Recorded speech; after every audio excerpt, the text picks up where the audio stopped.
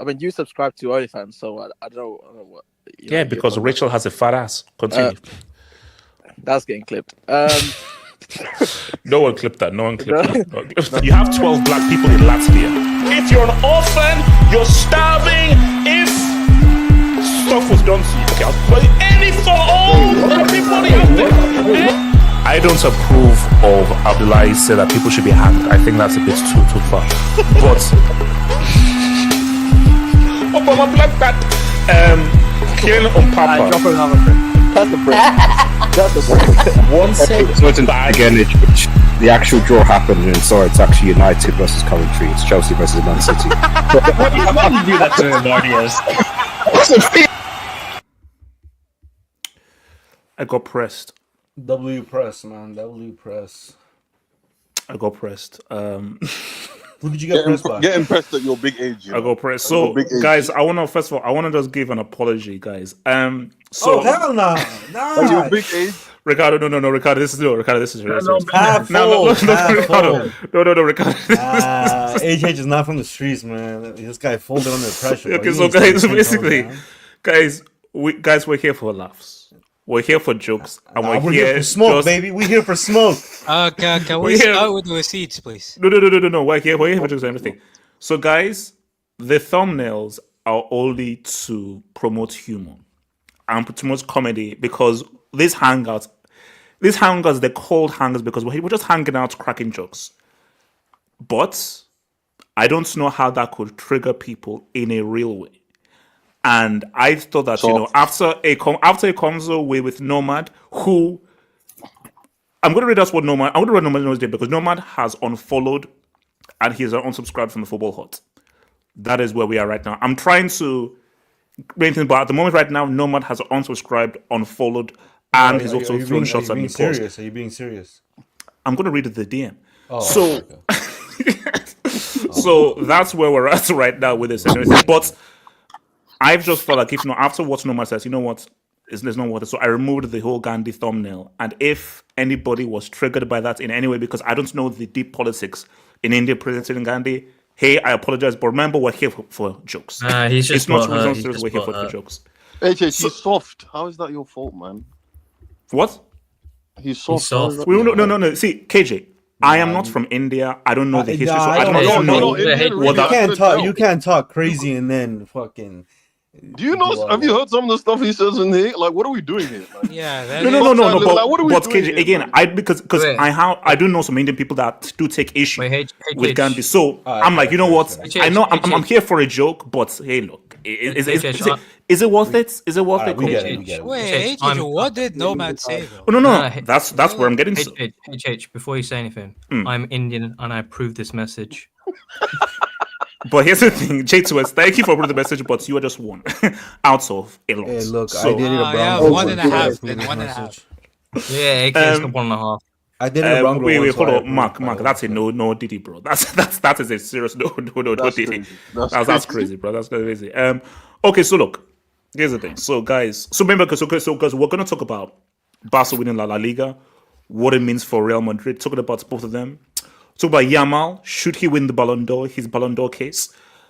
And then obviously the receipt is going to be involved into all of this, so hopefully Barry is here and then and you know what? Let's just do a bit more. Like, I think there's still more meat left on the bone. Pause. Of for lep, so just a bit more lep cooking to be done. A bit more lep cooking to be done afterwards, bro.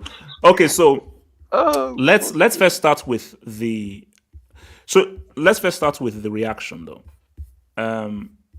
Let's first start with the reaction. So wait, with it. So look, all right. You know what? Let me first start with the DM. All right. So this is what Nomad said to me. So I'm gonna read this out. You shouldn't have made that thumbnail. I know ignorant bricks like you know no other Indians other than Gandhi, but you don't like it if someone shits all over your Nigerian ass. Wow. No wonder few Indian or Real Madrid fans are on your channel and you never grow. Unfollowing and unsubscribing from you permanently after 8 years of contributing. You don't deserve loyalty. Have fun with the 20-year-olds on the stream. Your channel isn't going anywhere like this, just as it hasn't until now. That's crazy. Loyalty is crazy. Notice how he said 20-year-olds, man. Don't worry, HH. You have got an Indian Barca fan. Yeah, HH, can you hear me? Yeah, I can hear you. Yeah, so what exactly? You just put Gandhi on the thumbnail. That's all you did, right? Yes, that's what we did. No. Okay, look. You see, I put Gandhi on because look, a main theme of this hangout is Nomad's receipts. So the Gandhi thing is because one of the doves of the month was a guy presented to be Gandhi, said, "Hey, Nomad, blah blah blah." So I thought, okay, yeah, that is in theme with what this hangout is about. So let me put Gandhi. So Nomad has now taken that and now made it political way. No, that's part of the inside baseball joke of the channel. I just want to ask you: would you have reacted the same way if someone, made an image of like Martin Luther King or Malcolm X the same way? Would you have taken offense? No. But my thing though is it linked into a narrative happening in the channel? It's linked. No. If there is a direct thread of a joke that happened within this channel, then that's fine. But here's literally make German jokes about Somasi all here's the time. I agree. Wait, hold up. But here's the thing though. Yes, it was a joke, but even when the joke was made, Nomad took issue with it. Oh. So when Nomad took issue with the joke, I was like, okay, you know what? When he then sent me that DM, I'm like, okay, fine, it's a joke, but because he took issue with it initially, hey. So if let's say there's like a Martin Luther King Malcolm X thing, but I took issue with it, then if you now use that image of like, hey, remember, okay, I know you're doing it as a joke, but remember, I did take issue with it, so fine. So Nomad from day one has always taken issue with the Gandhi thing, based on just how he, as an Indian, has issues with Gandhi and what he did to India. I'm like, okay, look, you know what? We're here for jokes. I'm not here to really. I think given the fact that you did change it afterwards, should have reconciled it, but it's okay. I think he'll come around. I think he'll be. Wait, no. Hopefully he'll come around. Hopefully, wait. Loki, can't show face up. Come around hype, bro. That guy said 20-year-olds in his DM. That We DM now was know what mad he's talking personal. about, bro. Wait, KJ, what were you saying? That DM was mad personal. I'm not hearing anything someone Bro, said I after said that. 20-years. What are we doing here? He went after you. He went after you. That's a spineless ass result, bro. That's a spineless. He was being No, but see, I think for Nomad, here's my thing though. It's like there is for Nomad at the end of the day. Now, pause. If you give it, you have got to be able to take it. Pause. But Nomad, Hey, shut up, Diddy. you, bro, you were very confident in how you were talking about stuff at the start of this season. You were super confident, and Barry was like, "Oh, really? Okay, receipts." And again, but now we've now seen how things have ended up where Real have ended up truthfulness. Barca totally destroyed Real Madrid 4 times. I'm like, I'm sorry. And bro, how many times do I get exposed when I put myself out there? So basically, when you put yourself out there, a receipt is always going to be possible. It's not just that, HH. I'd understand the reaction if, the same thing happened, but we went personal with it. We started talking like stuff that Sorry. online. What's happening? Wait. I'll catch you. I'd understand Nomad's reaction if, we went like incredibly personal with it. We started saying stuff like, we started talking about his family and it's like India and all that stuff and like all that stuff. I'd understand.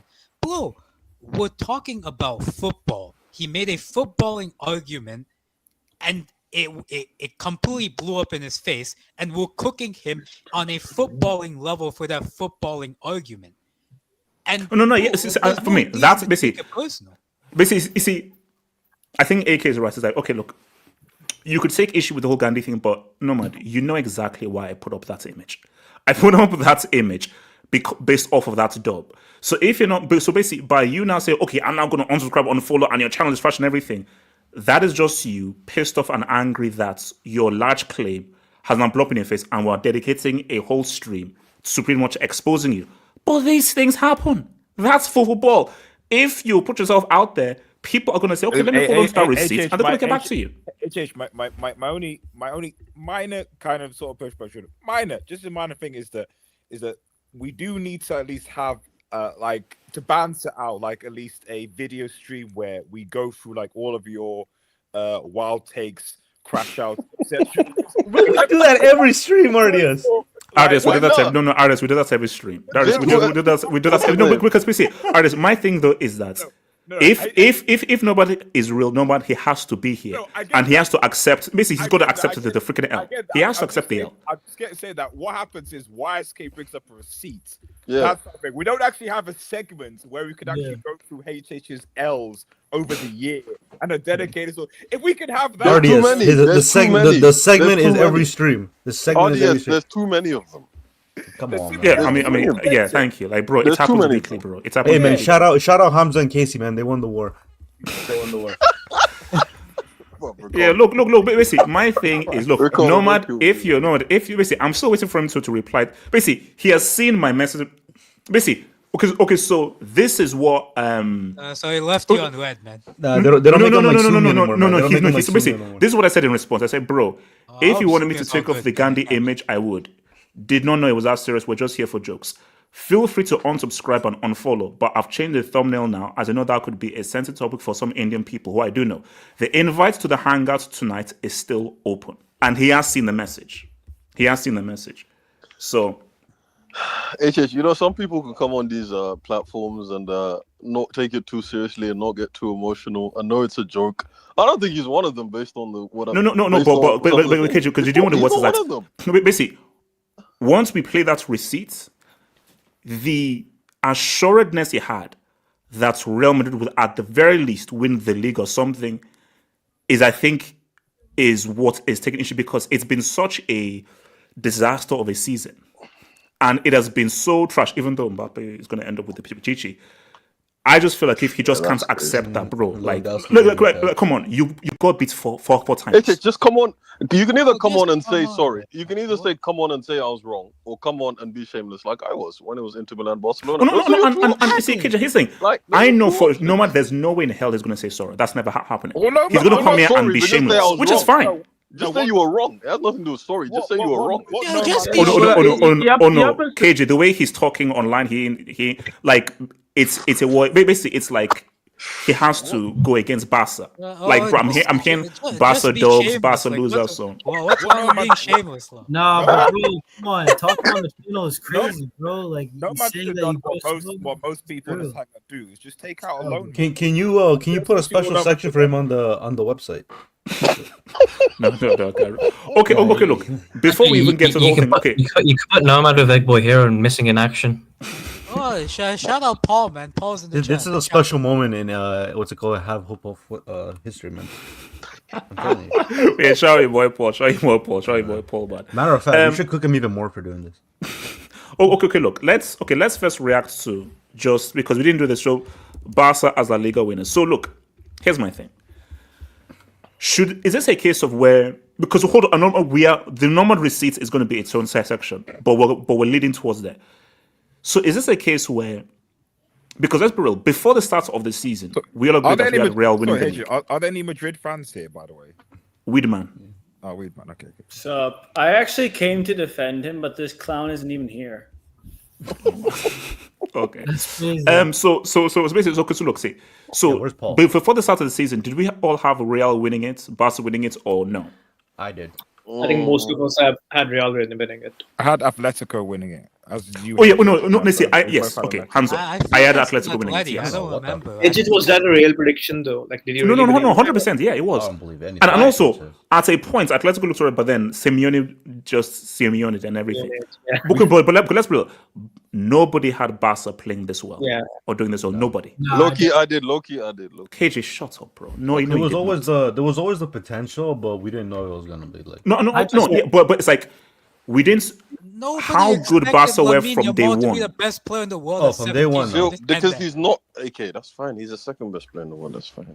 No, but he's still in the combo, bro. Like, Who's the nobody first? Wait, hold on. Let me go to sorry. Bass reacts off me. Yeah, so if we're being honest, right? Like Real Madrid brought in Mbappe, we brought in Dani Olmo, right? Who had these this registration issues at the start of the year. It looked like Real Madrid were gonna finally repeat under Carlo, but and Atletico, remember they had Alvarez, they got Sorloth, they had Conor Gallagher, so it looked like it was gonna be tough for Barca. Did you just say Conor Gallagher?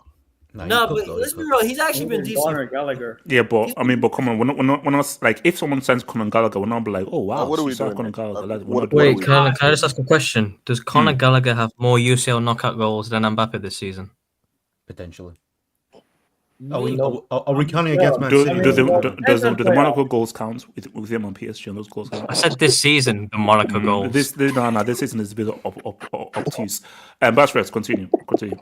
Nah, I'm just Your forehead saying. is obtuse. Flick's worked magic with this team. I thought we could have been competitive, but I didn't have strong belief until the first 3 months of the season.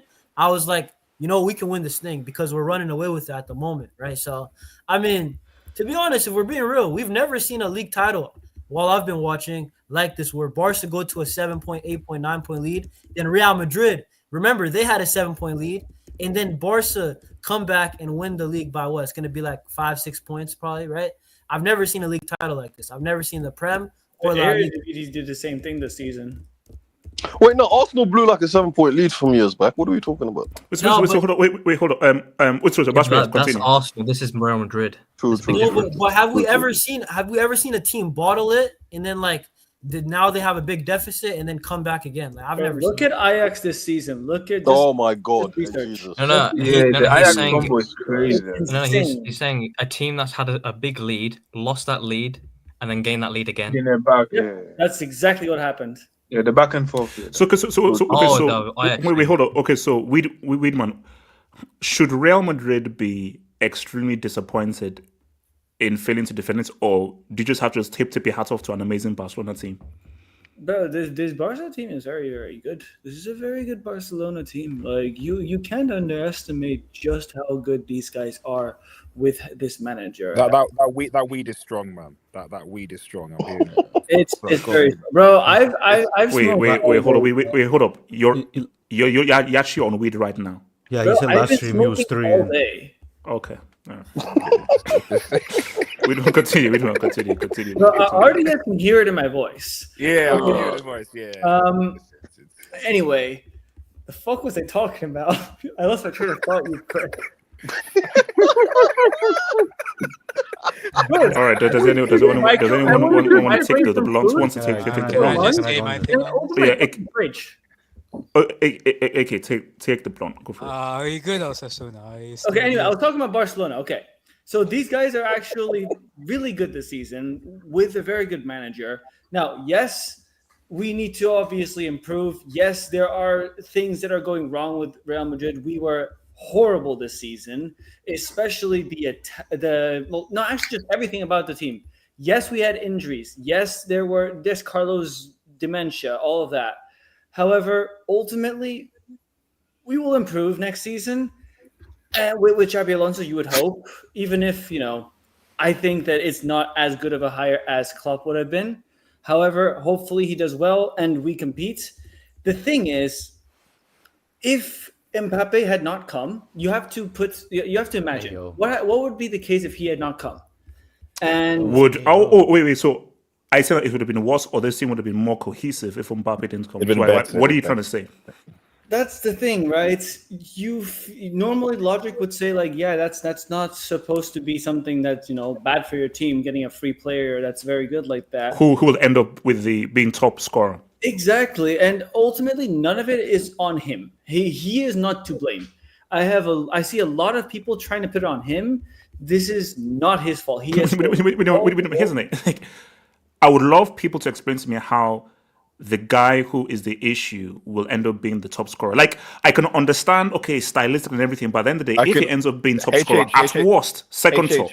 HH, I can answer that question for you. Absolutely answer that question. And you know the answer to that question is somehow Mbappe has 0 trophies this season, yet Dan Burn and Tyreek Mitchell have 1 trophy this season. But then how is but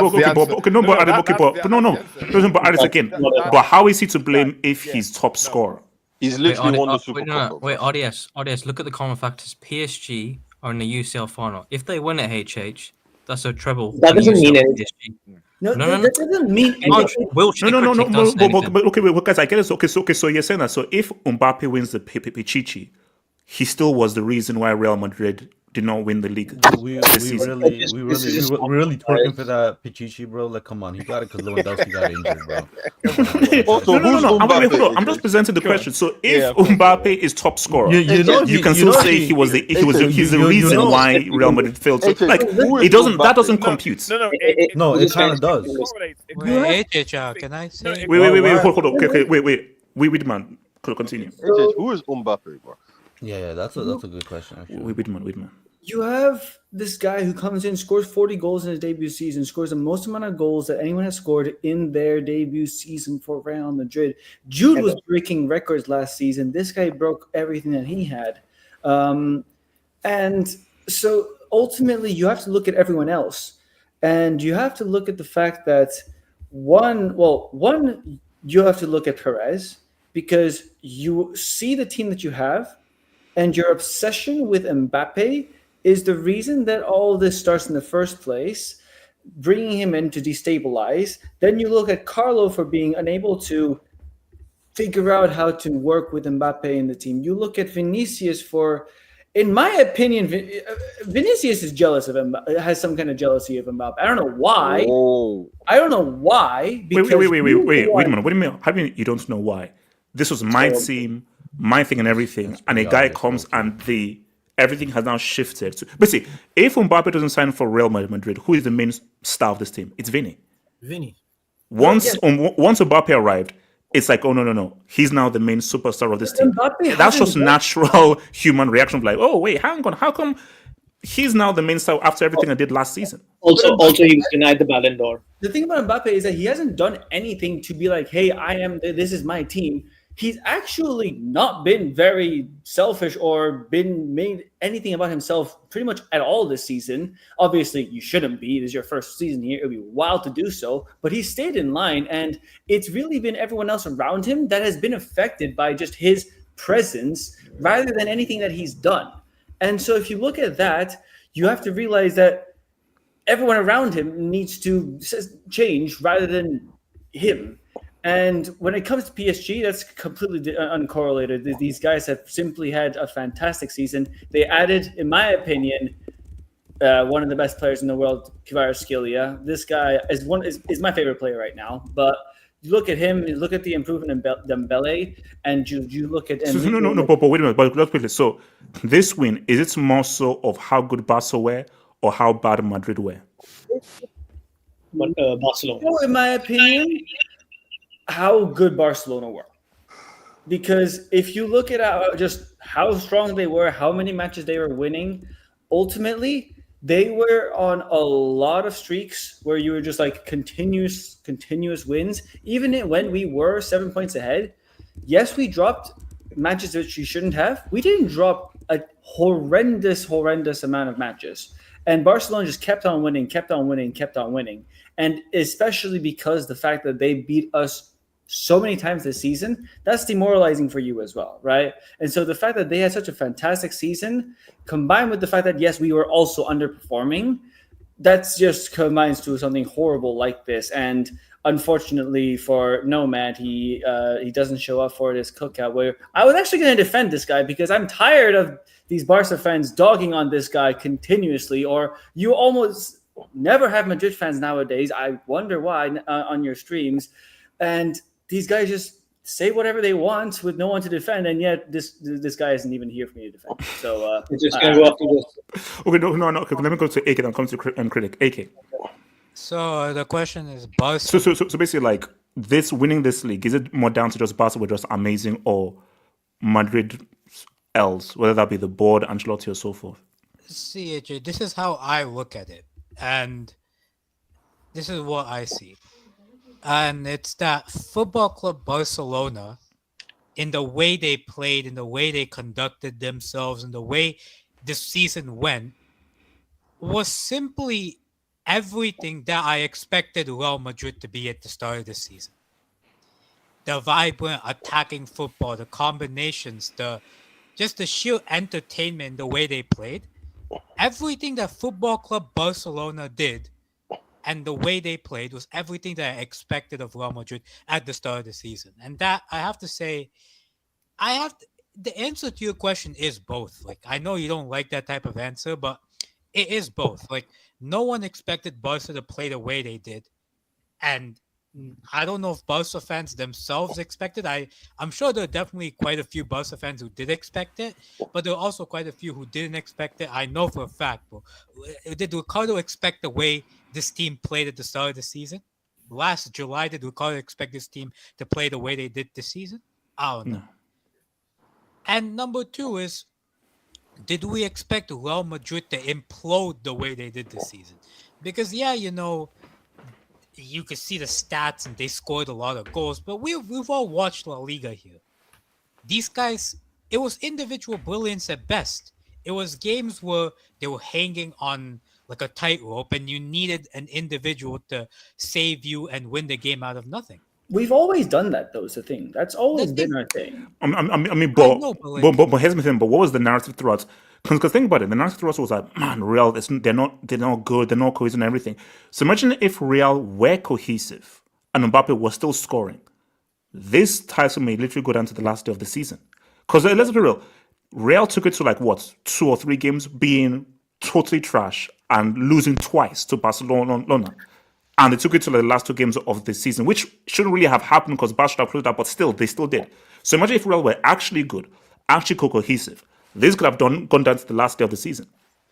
So ultimately for me, it's Barcelona. I mean, they overperformed what I expected for them this season. I mean, if you told me at the end of the season, Lamine Yamal would be contending for the Ballon d'Or, I'd be like, wait, I knew Lamine Yamal was a talented youngster, but Ballon d'Or level at 18, bro, like that's just wow. We'll talk about that later. Raphinha having the season that you expected him to have. Lewandowski, I remember after that Monaco game where they lost in preseason, where they were on Twitter, they were like cooking Lewandowski, and the season he's had, incredible. So I think it's both.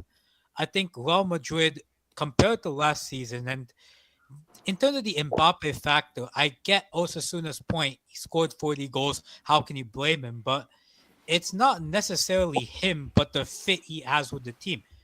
And you look at last season Real Madrid, bro, you had 4 midfielders doing the dirty work for that team, and then Rodrigo also, tracking back, working backwards. Now you have Vinny, Mbappe, and Rodrigo on that team. 3 midfielders, of which your best one is probably a 39-year-old. But that's where your friend Carlo, that's his fault. I mean, yeah, it is. It is. It is. I think that all of the things that Real Madrid were able to almost keep the lid on last season, it just burst this season, and everything that went wrong for them went wrong. And for Barcelona, they just overperformed. They just played a lot better than what I thought they would play. Critic, and then come to Ricardo. Critic. Yeah, it's. I guess you nailed it with the fact that had Real Madrid been slightly more cohesive, then Mbappe's goals would have meant something. And I think Mbappe is getting a lot of unfair blame because of outcome bias. Had Real Madrid just defended better after he gave them a 2-goal lead, the title would have gone till the last day. And if Real Madrid won the league, then suddenly Mbappe's season is a success. Nobody, criticizes. Mbappe scored a free kick. Let me finish. Yeah. Okay. Yeah. So most of the criticism of Mbappe stems from Messi fans. Obviously, we know he scored 2 hat-tricks versus Barcelona. He scored a hat-trick in the World Cup final. He overshadowed Messi's crowning moment. He eliminated him in the 2018 World Cup. And on top of all of that, he idolizes Cristiano. So there are a lot of factors at play. So they hate him. They find any excuse to downplay him. Despite all of that, he's still, as I told you, and all of you people disagree, but he's still the best player in the world. In his adaptation season, he's still the top scorer in Europe. He scored a hat-trick versus Serie. So you're doubling down on Mbappe is still a better player than Yamal this season. Listen. Yamal has had if you combine individual output, level of performance, and collective success, Yamal's had the better season. Yes. Who's the better player? In his adaptation season, having scored 40 goals, having scored in 4 finals, having scored a hat-trick versus City, hat-trick versus Barcelona, goal versus Atletico Madrid, I still think contextually he's still the best. And I think it'll be clear next season. And I think you know it as well. But I think it's a combination of both. But this Barcelona side with the flick system, it's the most attacking team, especially in terms of chance creation this century. I think they would have scored even. So you're saying this is more so about how good Barca were rather than how bad Madrid were. Barca winning this league.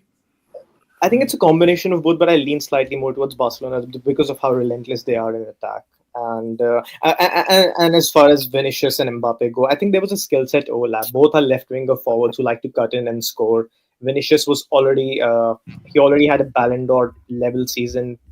And he was denied the Ballon d'Or, so he had a chip on his shoulder to overperform. And I think his selfishness really prevented them from playing as a team.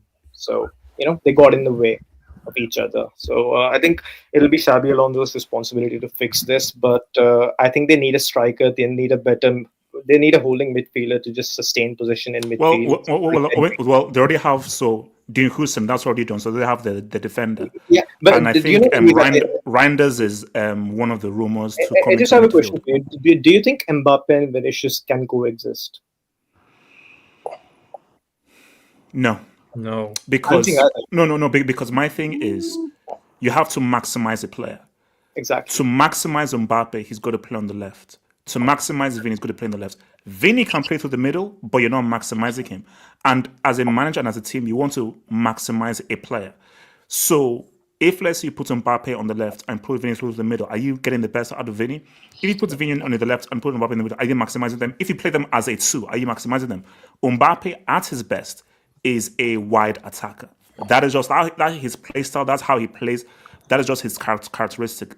So they can't coexist because them at their best. See, you could try to retrain them, and that's what Alonso is going to try and do. Alonso may play them as a 2 or something, but in my view, I just don't see them reaching their peak, being played out of their strongest position. But I could be wrong. Alonso could prove me wrong. Last question. Do you think Vinicius should be sold for a striker?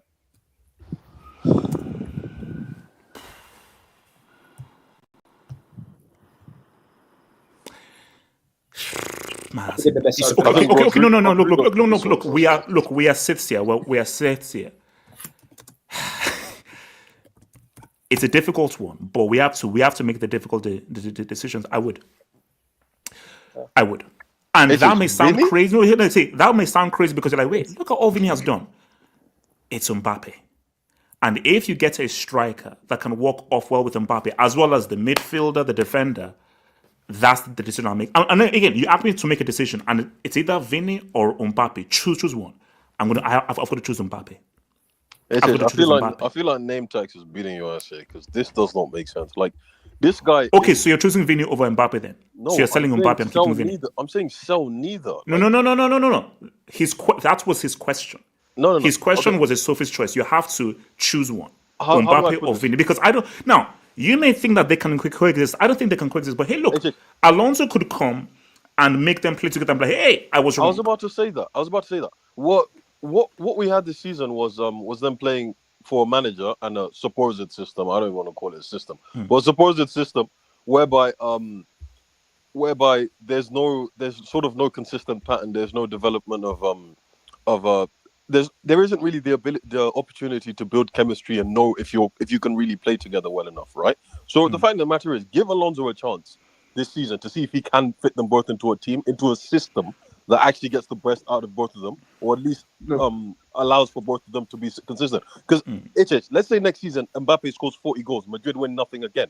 Everything we're talking about Mbappe as an individual is irrelevant if Madrid can't if Madrid as a team don't perform. Wait, let me come to Rodrigo. It's not about getting the best out of Mbappe. So the recap of a season, should we just give more? It is really all about let's just give Barca their flowers around. Oh, Madrid did this, or rather, no, look, you just lost to the superior team. They've averaged like 3 goals a game. Like that's insane. Like they are fantastic in my opinion, at least. Ricardo. In terms of what Barcelona and the whole Mbappe situation. No. So it's basically this league should the narrative be Barca were just easily the superior team, or more so Madrid were just bad? Because again, I've put up the poll, and I think most people are saying that Barca were too good. Now, thankfully, Ancelotti isn't getting too many votes, but most people are just saying no, Barca were just too good. It depends on where you look at this season. I mean, I think generally speaking, more people will lean towards that Barcelona were the better side, and that's fine, because I even think like right before they have that like little capitulation period from like November and December. Yeah, like Barcelona I think 1 win in 9. Yeah, they were flying, and then that happened. But there was a lot of people that were saying that Barcelona, even in those games that they lost in that 9-game stretch where they only won 1 game, they were still playing very good football. The problem was that they just weren't clinical. So obviously, this is a results-based sport. So if you can be playing like the greatest football of all time, but if that ball doesn't hit the back of the net, it doesn't ultimately matter. Especially if the other team can play the most minimal football and hit you on the counter. That's essentially what happened. A lot of people still believe if Lewandowski just starts firing again, because remember, a lot of the criticism was Lewandowski was like a half-season merchant, and he punched his ticket in for the first 3 months because he was going crazy too. Yes. Ferran Torres wasn't himself 100%. I mean, you compare Ferran Torres' season from the first to the second half, it's a daylight difference. He was extraordinary in the second half of the season, and he wasn't that in the first.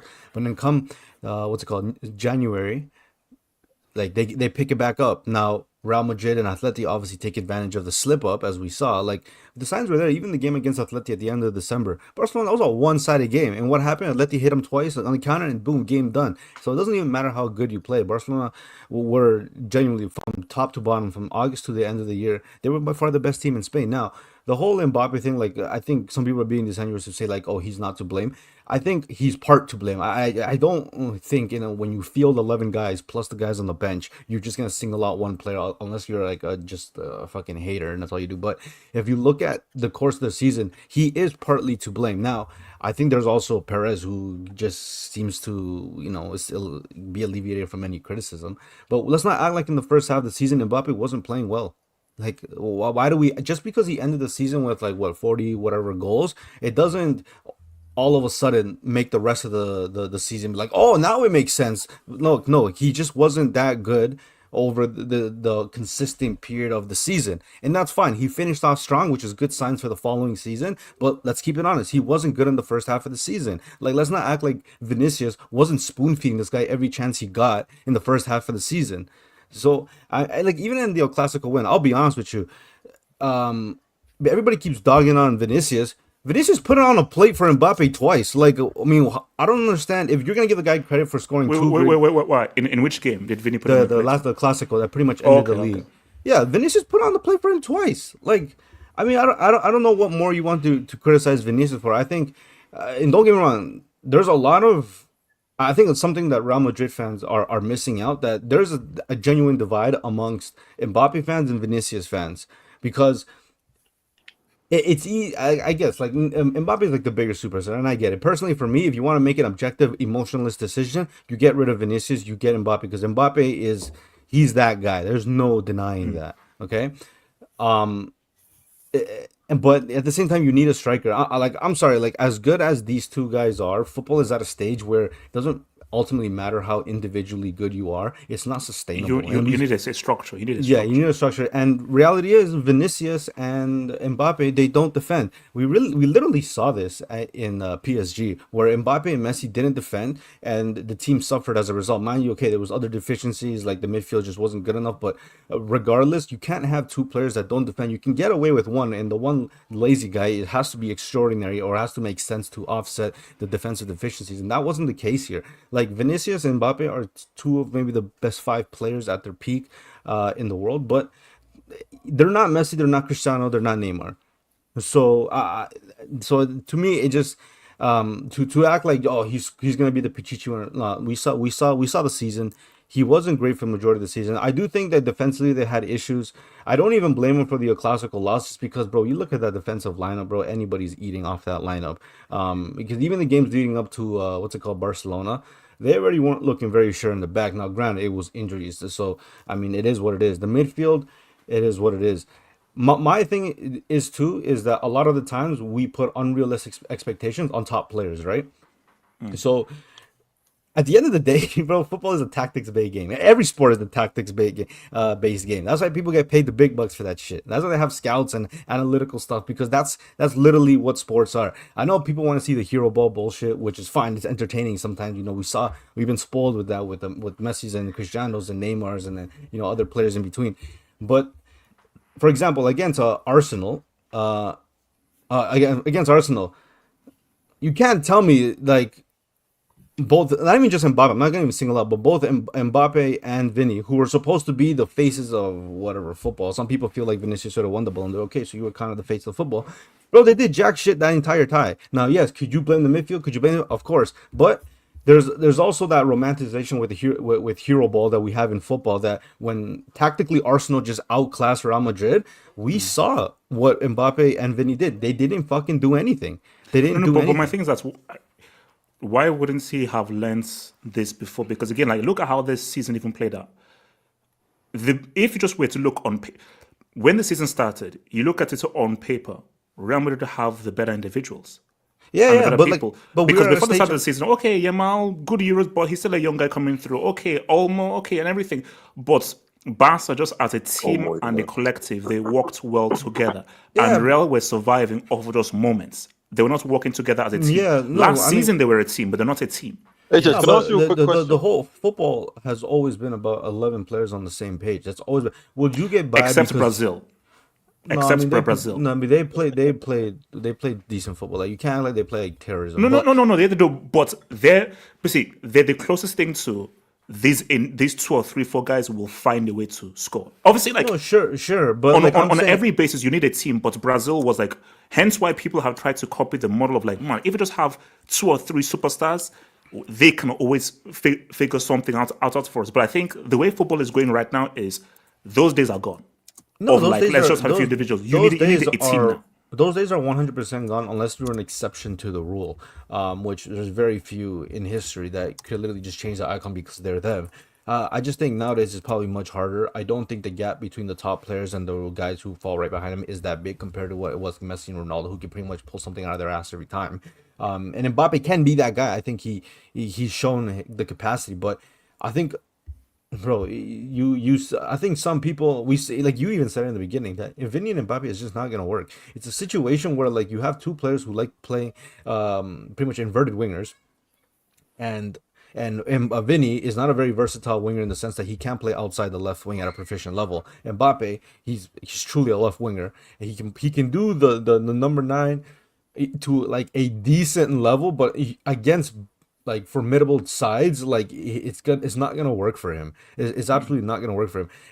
Against lower sides, sure, but this is the reality of Real Madrid. Like you haven't been cohesive for the 90% of the season, because there was a spell, I think, in the beginning of like I think it was like February, March, when like Ceballos started actually playing well. They started playing decent football, blah blah blah. But he obviously got injured, and then they fell off a bit.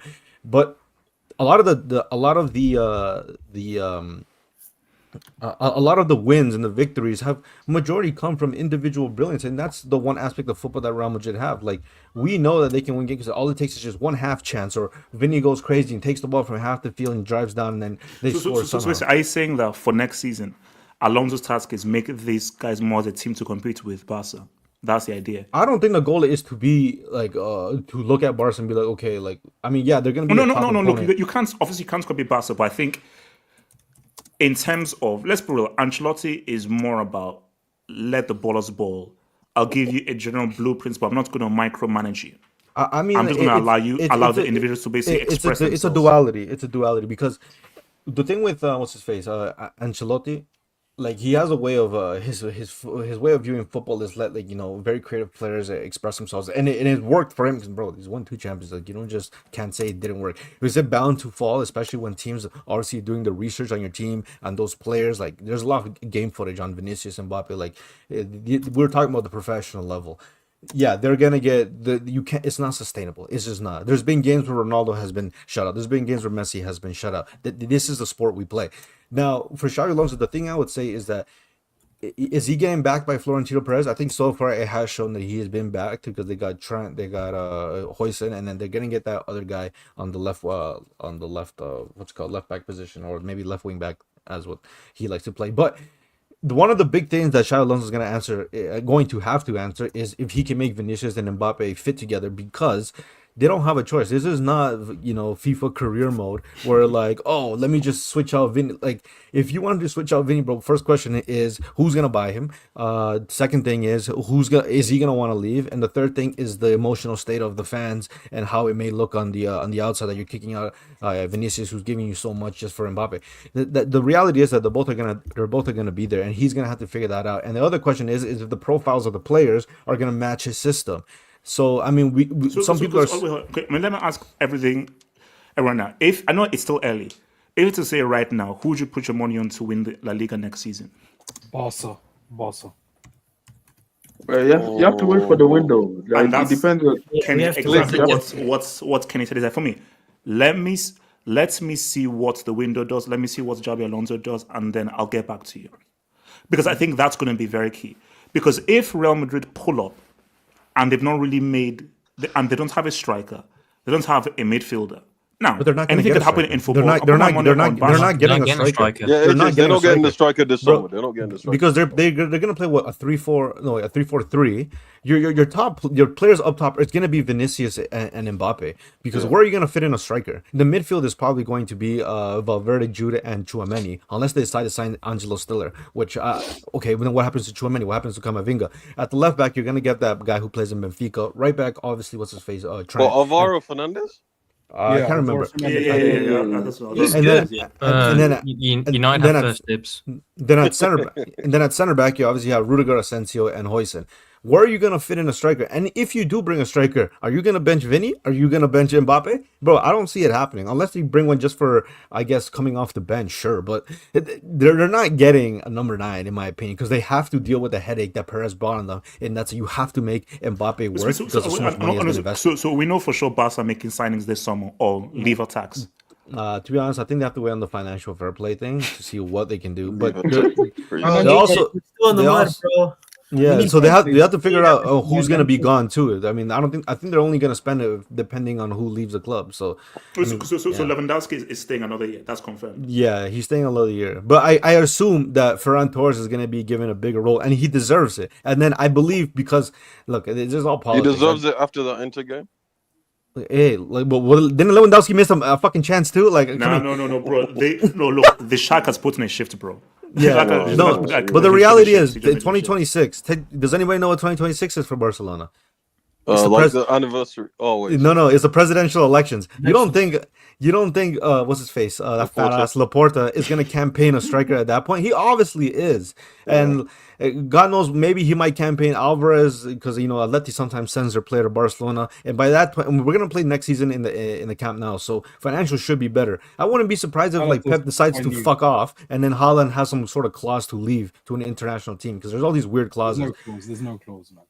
But I mean, Whoa. So you're saying Haaland at Barca is a possibility? they don't even have the funds for that. Bro, Lewandowski's contract is crazy. They're getting that off the books. No, bro. Wait, see, Yeah. if Haaland joins Barca, then those. bro, could I wouldn't. because that's what's I wouldn't put. like. The thing is, I wouldn't put anything past Laporta, bro. Like, you can criticize him for all he wants. The guy's done a good job, bro. Like, he's done a good job.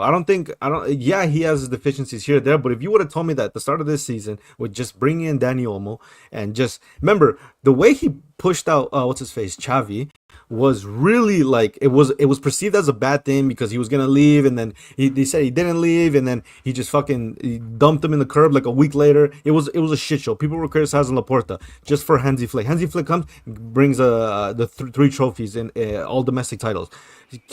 That's a good, I'm sorry, but Laporta has done a good job. So let's put it. So Isaac, that's not a possibility for Barca, because that's going to be 150. I don't think so, because we're dealing with Newcastle, bro. Like these Saudis don't need any money, bro. Well, I mean, if Isaac is in Portugal, are we talking about Haaland? Like, Haaland is even more on. No. Not this summer. Haaland will have a release clause. When? He's not going to stay at Man City his whole career. Yeah, I know, but the release clause is active in 2029, so you're gonna have what? to 2029? No, it depends if it's. No, but that's realistic because Laporta's always wanted. No, but it depends because but 2029, Haaland's gonna be touching 30. No thanks. No wait, how old is he right now? He's 25. Wait, Hold on. J2S, what are you saying, J2S? Yeah, it depends on the league because we've seen the whole Wirtz thing, what Bayern are doing with what Leverkusen are doing with Bayern, and what Leverkusen are doing with the other teams in other leagues. It depends on what league Haaland want to go to. Of course, that release clause is going to be way high if it's a Premier League club. You tell me if Chelsea come around sniffing for Haaland, Man City are going to ask him for 300 million. Okay, wait. So hold on. So is this our Real Madrid poll? It is. Hey, buenos dias, amigo. Buenos dias. Okay, look, Paul. So just give us your view and your review of this whole La Liga season as a whole. Just as what La La Liga. Hey, look, W Real Madrid fan. W Real Madrid. I don't know what you're talking about. Shameless. I respect it. No, look. I don't know if you can hear me well, by the way. Yeah, we can hear you. Loud and clear. I respect it. Well, first of all, hello to everyone. Been a long time. This season has been hell. Nobody can tell me right now that I'm not a Real Madrid fan or that I'm plastic, because who the fuck sits through that and lives and stays there? Who's not a true fan?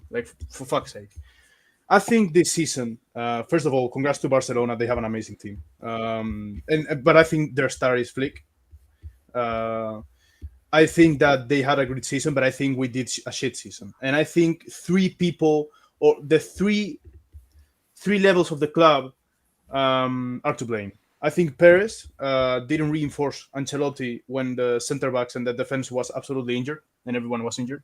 I think we didn't sign and we didn't plan well enough. And I think there's a reason for that. I think Perez, and I'm very convinced about this, I don't know what you guys think. I think Perez knew that whatever happened, this was going to be the last season of Ancelotti, and decided that instead of spending money on Ancelotti, they would save money to spend it on Xabi Alonso to make a team under what he wants, which makes sense, of course. Especially if you know, because it was since last year that we knew that Ancelotti was toying with Brazil. So that was going to happen eventually. Anyways, but still, that weakened the team. Then Ancelotti decided that instead of trying people from the academy, just as Asensio, because he didn't have any other choice, and look what happened, Well, at the end of the day, he decided, no, I'm going to fight the club. I'm going to fight Florentino Perez, and I'm not going to listen to them, and I'm not going to try people so that they sign me someone. Well, that with Perez doesn't work, and he didn't sign anyone in winter. So nobody's doing their jobs. And not only that, the players also... The players, I don't think some of them didn't have good attitude, but I will say that it's very hard to have a good attitude and play football when your defense is that and your system is non-existent. So for the player, there is no help from nowhere. The results are not coming, so the psychological state of the team is bad. It's just a fucking snowball, and it's worse. And I'll say, the big games, the team showed character. The team showed that they wanted to play. The team went and ran and whatever, but it doesn't matter how much you run if you don't know how to run. That's the point. That's the fucking whole point. So, for me, this season was horrible. And I can just say that I'm very excited for Xavi. Not Xavi, but Xavi Alonso. And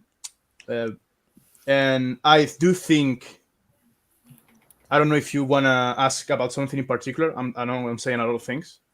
No. That's wait. Hold on. Okay. So it's pronounced Zabi, not Jabi. Yeah, it's Sabi, because it's a Basque name. It's not a Catalan name. Oh, interesting. Okay. That Sabi is a bad. It's a stupid thing, But yeah. So basically, so you have faith that he'll be backed, and Real have a good chance. He's being backed right now. Like how long was it since Real Madrid did this kind of signing so fast and so early in the window and with so much money invested? Look, you have Arnold, which it was a signing from the club, not really for Xavi. Then you have Hausen, clearly for Xavi. You have Carreras. All of these signings are to reinforce the back line, which you know why they're doing this, because they know that Militao and Alaba are done. Forget about them. Wow. Militao, 2 ACLs, he's not coming back. Alaba, ex-player, out. And in fact, the club is trying to talk to Alaba and see if he will agree to leave now instead of waiting out the year of his contract, which is fine. It's the contract, I'm not gonna get mad at him. It's the last contract he's gonna have, sadly. But yeah. If Alaba leaves, that's 20 millions. Alaba is the second highest. I don't think that's coming. It's a good shout, but I don't think that's coming. I don't think it's the profile for Real Madrid, even though Xavi's here. But well, do you think he's gonna play three at the back, or is he gonna switch up? I don't think he's gonna play three at the back, because it's true that he plays three at the back at Leverkusen, but I think he adapts to what he found on the team. Leverkusen was one of the teams that conceded most goals when he arrived. So he was like, okay, I need to put people here. I need to adapt to what we have here. He had Frimpong, like it was a perfect team for that setup. But I'm not sure he's gonna play three at the back. I have a question to you. Do you think that Xavi is gonna play with a high line, because he's done that with Leverkusen? You know what I'm saying? He. I think that even though he's not a rigid, he's an interventionist manager, but he's not a rigid manager. Maybe that's Guardiola, especially early on. But he does have ideas about he talks about this about control and about having the ball as much as possible, and we saw this at Leverkusen. And he wants one of his principles is to have control all the time. How do you have control? Being good at two things: not losing the ball and recovering the ball fast. So that's why having a team of great passers, great quality, is great when you have the ball. When you don't have the ball, it's fucking shit, because you don't get the ball again. But anyways, I think that Xavi will not be able to make the press that that Leverkusen was doing, because how are you going to convince Mbappe, Vinicius, and all these players to do that type of press? I don't think it's possible. So instead, he'll have to find a solution, more of a positional defensive. He'll make it work. He's there for that. And if he can't make it work, then he's not for the job. But I trust him. So. All right, let me get some to Binsky. So shout to Hamza. I'm so mad, moving like an insect. One of my mind say. Also, I don't know what he said. I don't know what Nomad said. I don't want to know. It's probably not a good idea, Paul. It's not a good idea. Subscribe to anything. No, look. He just basically he put himself out there and he got reseated and everything, and now he basically chewed me out pause on DMs. So it is what it is. And also he's calling Barca fans insects. So it is what it is. So. Okay. No, I get saying that Real Madrid will win the league. I said it. I think everyone expected more. No. Okay, that's bro. We understand how Carlo, but let's keep it real. You saying Real, I don't think I heard anyone apart from optimistic Barca fans saying about winning the league. Was it a Real to go back to Barca? No, yeah. Or if you said Atleti, nobody said Barca because KJ, you did not say Barca. Wait, no. There's a difference between was KJ even here in he wasn't. Wait, hold up. J-Swiss. Yeah, like Paul, when you said Real Madrid would win the league, it didn't mean like Barca had zero chance of win the league either. You favoured Madrid, but you never know. It could be Barcelona, it could be Atleti in the background as well. No, of course it's sport. It's a sport. And when Nomad said it, he said Madrid will win it and Barcelona won't have a sniff. Don't do anything. No, he didn't say that, Jay Twist. He said, by Jesus. Yeah, I know. No, trust me, the season we'll get there. We'll get there. We'll get there. I do remember a half time space on some game where Nomad, I think maybe it was the last Clásico. Yes. I went in there in Twitter and he was like, "Oh yeah, we're gonna." Oh fuck's sake. Shout out to Charles. Lamine for Ballon d'Or, Nomad for Brick d'Or. Oh no, KJ has that unlocked though. No. KJ has a Brick d'Or. No.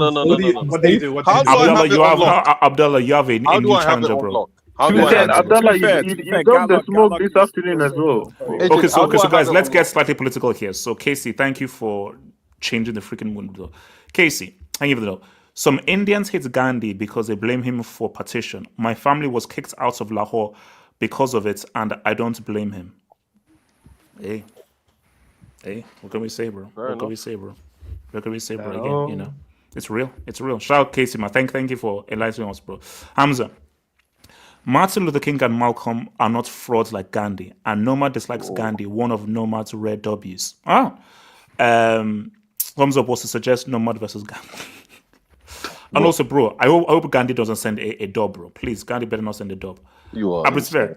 I'll buy a Parma jersey if they beat or draw against Napoli and we win the league. Worst case scenario, we play against Napoli 6 days before the final. Napoli are winning the league. Although it's close. It is close. I think it's only 1 point and there are 2 games to go. But I think now. Wait, hold up. Hey. So let me just rephrase what I said earlier. So we're now in a world where Dan Burn, Adam Wharton, and Scott McTominay will have a trophy when Mbappe. Billy Gilmore. Are any of those trophies a World Cup? No, Alex, can I ask a question? Are any of those trophies a World Cup? Billy Gilmore. I will say, are any of those trophies a World Cup? Mbappe has a trophy. 6 weeks tournament tax. 6 weeks. I said this season. No, but see, no, see. A guy is gonna end up with the Pichichi. And he's still getting clowned and abused. That makes no sense. Yeah, because you keep saying 19-year-old World Cup. It's your fault. It's your fault. Did he win the World Cup at 19 years or no? He's going to get a Pichichi that no one cares about. He's going to get a Pichichi that no one cares about. They won nothing. I care about it. Because they won nothing. Wait, no. HH, who won the Pichichi last year? Yeah, Lewandowski. Okay, here's the okay. Ren. No, HH, tell me. Wait, who? Who won the Pichichi last year? Don't tell me it was Iago. No, Ski. Was it Ski or Iago? It wasn't neither. It wasn't Ski. Who was it? It was Soloff. He played for Girona. Sorry, it was Dobbik. Yeah, exactly. Don't even know. Yeah, shout out to Dobbik. Okay, Rank. You see, Rank. Now I'm not reading that out. Rank. I'm not reading that out. That's crazy. Wow. No. Yeah, that's kind of crazy. That's best. Like Rank. Come on, we can no. Oh my days. That's no. Why did KD just squeeze? Yeah, what? I think he's playing. Is he playing EAFC still? Let me meet it. And shout out to Daddy Oos. I'm back. HH banned me and PSG Delta for that softie. I wasn't playing FIFA, by the way. Unban him. Come on, unban Daddy Oos. Oh gosh, Daddy Oos. Oh, thank you, Daddy Oos. Thank you. We're so glad to have you back, bro. Kevin, Nomad talk shit but can't take it. What a clown. Look, someone called me a clown. Look, he got emotional. It is what it is. He got emotional. Nomad has been exiled. Petition to free. Oh, fuck. Hey, man. The trade-off is not that good, man. It's actually Charles Hamza. The big baby needed an excuse to not show his face and got it. Oh, look. Nomad, we hope you come back. We hope you come back. You should have done it. Nomad made German and back to kitchen. No, I can't lie, bro. For the amount of jokes we talk about Sebastian. These are facts. These are facts. These are facts. This is wrong. Shout out to Daddy Oos. Face of football can't be run in behind. Hashtag #Pampers. Hashtag #Pompom. Daddy Oos is back, man. Is he? Pronouncing it Pompom. Yeah, it's crazy. Araujo. That's crazy. Why do you spell like that? That's bro. That's great. Casey, that's crazy, bro. Casey, that's crazy. They should have won the trouble. True. But again, Araujo had other ideas. Sorry, I meant they should have lost. No. So do you think Araujo is an remember he cost them that UCL against PSG, cost them again against Inter Milan. HH, why didn't they sell him to Juventus in January? Juventus They should wanted have. him. They should have. And They had a rejected fine it. defense without him. And they rejected him. I don't understand. Casey, sorry. Ronaldo scored 20 goals and Mane finished 6th. But Mbappe's going to score more, though. And his goals mean minimum. So where's Mbappe finishing No, Ballon but d'Or? no, where you can blame him is maybe not on the pitch, more what him coming made the team play. Like. No. Kenny, you can definitely blame him. But for that's Arsenal. not Mbappe's fault. Even if that was the case, that's not Mbappe's fault. That's who brought him. Like, what can Mbappe do but to score 40 goals? Yeah, that's what I'm saying. Yeah. You can definitely blame him for on the Arsenal. greatest either. You can definitely blame him for Arsenal. No goals over 2 legs is crazy. Well, sorry, HH. One good thing. Do you think assume like Napoli win the Serie, let's say? Do you think that like McTominay will have a better Ballon d'Or shot than Mbappe this season? Yes, possibly. Yes. No, okay, sure. I was fair. Mbappe did to Madrid what CR7 did to Juve. Chiellini did say they had to cater to CR7 and it's changed the DNA of the team because of the service he needs. Do we see parallels here? Yes. I disagree. Honestly, Okay, I'm Kenny and then Paul. Kenny, what are you saying? like honestly, even that Juve tour, like Juve were getting old anyways. Like after Ronaldo left, like they've been in the down since. Like all this, the Ronaldo Juve thing, I don't agree with it as well. And even the Mbappe thingy, yeah, like obviously you replaced Mbappe with you replaced who was the last in Joselu that was playing there, or it was even Joselu. No, he played the 4-1-2-1-2. Whatever. The Do you know how much? Ancelotti decided to switch formation, trying to force guys to play into. Like it took a lot of time for him to actually drop one of the 3 guys. He could have done it earlier. Ancelotti took his time as well, but obviously we know what happened. Tell the name. He didn't drop Rodrigo. Said it. He didn't drop Rodrigo. Yeah, of course, he didn't drop him. And at the end of the day, like he could have dropped him earlier. Like he did it at the end of the season, but obviously I understand these egos and in this club it's tough to drop players like that. But yeah, I'm not on the CR7 thing. I don't think. So Paul, what do you want to say about the whole Mbappe thing? No, I just look. I think the problem this season in terms of football was the defense. That was our problem. The attack. I mean, of course, look, football under Ancelotti is fucking disgusting. Okay, it's boring to watch. It's dry as hell, and I don't want another year of it, even if we won. Okay, but having said that, at the end of the day, the goals came in many games. Like it's not a season where we haven't scored goals. It's a season where we concede. Like I don't know what's the record of conceded goals, but like. We have to be close, HH. This is a team.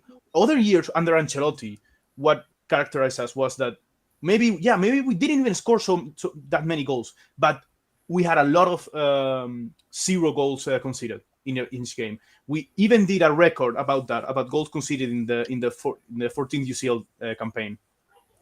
So that's the difference. We had so many injuries back. Then Pers didn't back him.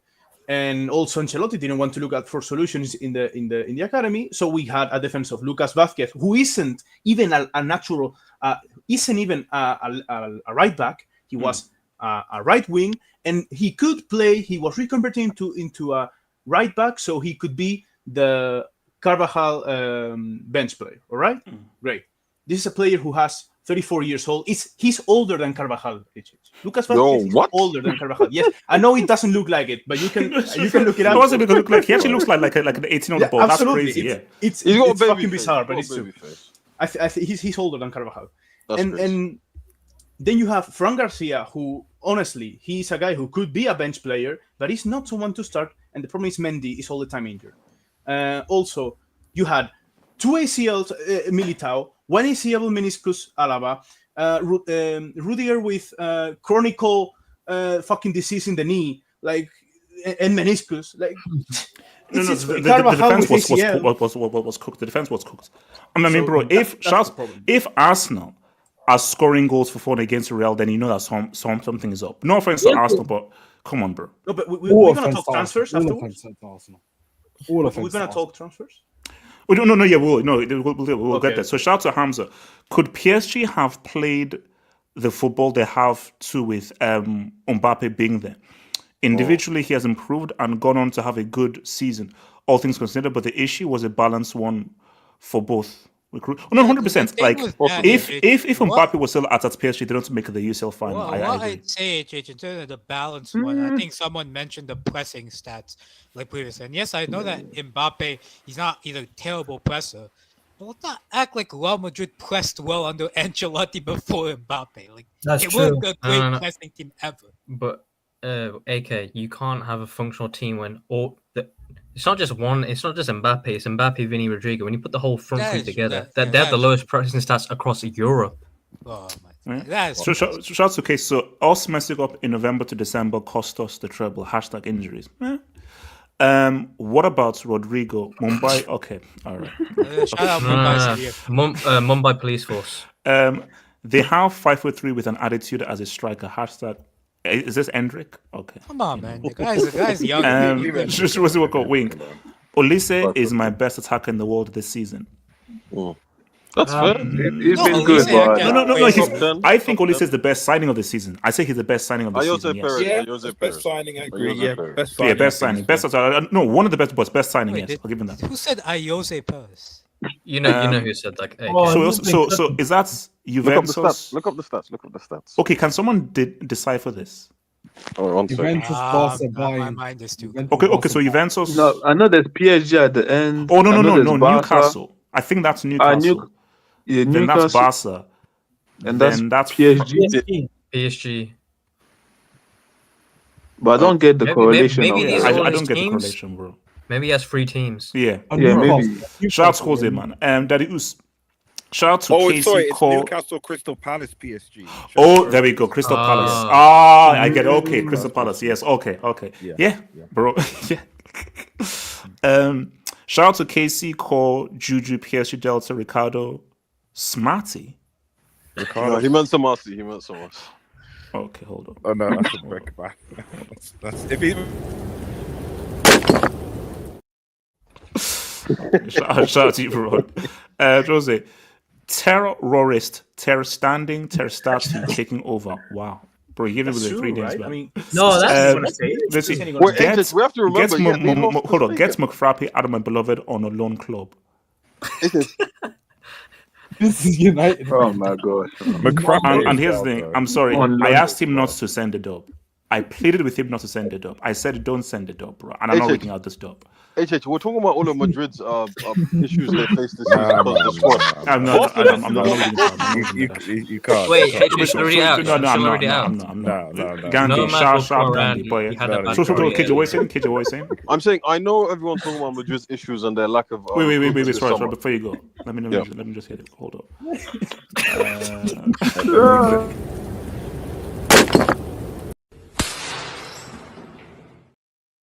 Bro, This guy's a genius. This guy said I hate autocorrect and he got the autocorrect wrong. Nah, that's great. That's crazy. Ballon d'Or, this guy. That was you don't. Wait, so KJ, what you say? I think I know everyone's talking about Madrid's sort of injuries this season, and yeah, that did kill them. But Barca literally lost their goalkeeper.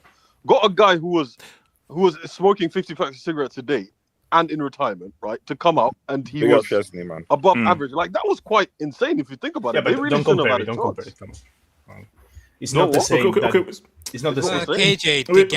Okay. So guys, let's sort of. So guys, obviously we're not. Our guest of honor is gonna make it. Nomad, So that's crazy. Nomad, that's who crazy. has the Nomad receipts? I have the receipt. AK, that's crazy. AK, Okay, J2S, can you please proceed with the Nomad receipt and then we can then respond. J2S, take it away. So I can quickly say it.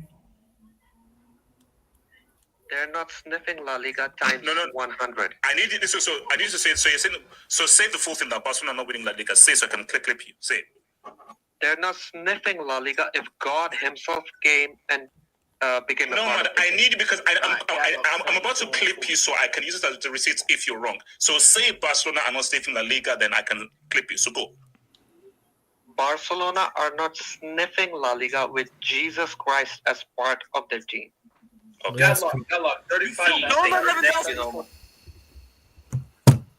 You hate to see it, man. You hate to see it. Wait, didn't it go on? Didn't he consult Buddha as well? I thought it was Jesus Christ, Buddha, and then a few other. I think that's enough. Okay. Look, let me say that. Okay, did it make sense for Nomad to be that confident when he said that? Wait, you know what's funny? You know what stream that was? What? It was when Mbappe hadn't scored any goals in that first August month, so they were behind in La Liga. Oh, so this was in August. Yes, so I think they had 5 points and Barca had 9 points at the time. But even for me, even if that it was earlier, at the start, and no La Liga games had been played, I mean, come on, like you're asking for trouble, man. Okay, let's go back to August, and was Flickball cooking? And even if Flickball was cooking, it's still so early. So basically, then again, you should never be that super confident. You never should be. And again, it's still Barcelona, but. The thing though is, I just think that to completely disregard Barcelona like that is crazy. Let's be real. Nobody had Barca being almost on the verge of a treble and being the team that played the best football in Europe. No one had that happening. Nobody could have predicted that. Do you think the gods might have been offended? Do you think he kind of Loki? No, what do you mean by Loki? Are high key? Of course, high key, bro. I have a question. So what's the question? Okay. Is this the first time we're doing, we're doing like a full, dissertation on a fellow panel member? Because this seems like because do you know what it is? It is. It's everything into context. It's how short Nomad was won. It is what Barca did to Real Madrid 4 times. Because do you know what the real clincher was? It's Barca beating Real 4 times. What's the aggregate score this season? The only like 6. Which has never happened in the history. So basically, it's that receipts combined with Barca beating them 4 times, which has never ever happened before. They've never had a team like Arsenal winning 4 times in a row. The only thing I would say about that, to back up what AK says, is that at some point in the future, and maybe we'll do this when the season's over, we do need to have a little bit of a breakdown as to reflect on how you came about to this Lukaku number 10 thing. I don't think we ever sort of broke that down as to like why you thought Lukaku at any point in his history could play as a number 10. Is that fair? And why Willian was ever better than Messi? I played the 6th. Okay, look, Kenny, do you defend Nomad's confidence when he laid down that receipt? Did it make sense back in August? No, if we've been real, after last season, the season Barca had under Xavi, what happened, the way Real Madrid won the league by a landslide, you add an Mbappe, and then you see probably you're like, Flick's first season, is he going to be able to implement his idea directly? You're like, on paper, if you've been realistic, yes, you should have won. But that's why football is not played on paper, and as the season progressed, you could clearly see that Flick was like the team took to wherever Flick's instructions very quickly. And from day one, they played better than Real Madrid. Even the lead that Real Madrid got at some point, what was it, December or whatever, when they had they had the 7-point lead. Obviously, the injuries didn't help Real Madrid, but I do think that if we've been the best team won, but you have Ancelotti as a manager, you can't be confident with him when it comes to league title. What do you? But he's never retained the league title. The guy too has not retained the league title. Most people in August probably thought this was supposed to be the year. If you can't do it this year. So this way, I think that was it. I think he'd never retained his league title. Look at what they did the season prior. You got Mbappe. This was a Barca team that was still dealing with levers, couldn't really buy anyone, had to pretty much go into back alleys to try to buy players. It was like, come on. Ancelotti, this is the season where Mbappe goes crazy. Do you know what it was? I think it was the Mbappe thing blinded people. Because the thing was, wait a minute, one league and UCL. Mbappe joins the team that just won the league and the UCL. Barca is still struggling to buy players. It's still a very young team who can't buy any marquee players. We just bought the marquee player. Oh, it's an easy dub. Yeah. But then we all said, and no one said that, Mbappe, does Mbappe fit this team? Oh no, so it's Mbappe. But does he fit this team? Oh no, it doesn't matter. Like, you can't have too many good players. They'll figure it out. And, Wait, and HH, we are can going you to ask- go against a team who are just pulling levers. It's an easy dub. HH, can you ask Paul if he thought that Madrid would do the same thing they did last season? Because, like I said, defensively they were historically good last year. No. They were never going to do the same thing again. No, I think everyone okay, knew they needed defensive okay, Paul. reinforcement. Honestly, in August last year, what did you think you want me was to going to tell happen you in the August? honest truth? The honest truth is that I thought everything was too good, so something bad was gonna happen. Of course, I didn't. I never suspected this, but I always think that way in life. And so when I saw, we had this amazing season, it's the first time that the Carlo got 4 years. That's 4 years of Carlo. Like, this is very rare in Real Madrid, more than 3 years, and never retain a league title. Mbappe, it was like, no, something's gonna happen. I was thinking, of course, I never imagined this. I hoped and I thought that Madrid would win, but like,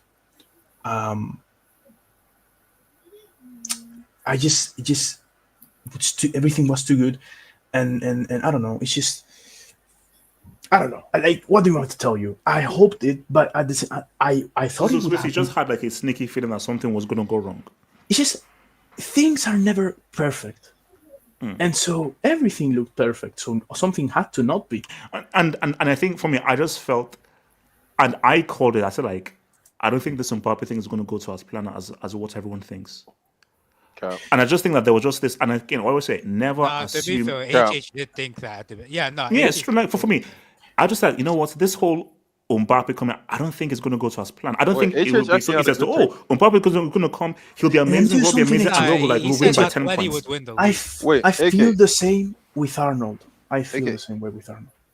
Okay, HH actually had a good take. When did I must have missed that one.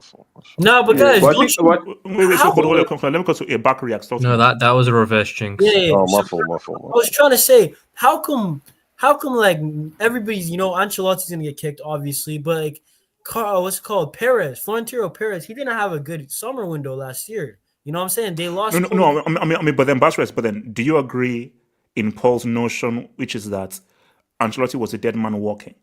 He knew that I want Xabi Alonso, so I'm not going to support him. I'm going to save all this money for a guy who I really want, which is Xabi Alonso, which is Paul's theory. I think it's 50-50 because they couldn't afford anyone. What about Joselu? Joselu was cheap, and Joselu won them a lot of games last year. Not just. I agree with the Joselu. I agree with the Joselu thing, but I don't know if maybe he wanted to go to Saudi Arabia or something like that. Paul, I don't know. Paul, do you think that you almost genuinely couldn't afford it because of partly the stadium and partly because Mbappe cost so much? I think the club. I think we could have afforded it, but the way it is run is it's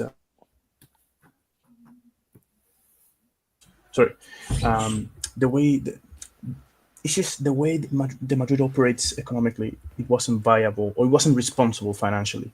So we decided to be safe, and at the same time, it's true that at the end of the day, the stadium for now, in terms of earnings, is a failure. It's a failure due to the constant things. So there are earnings that haven't come.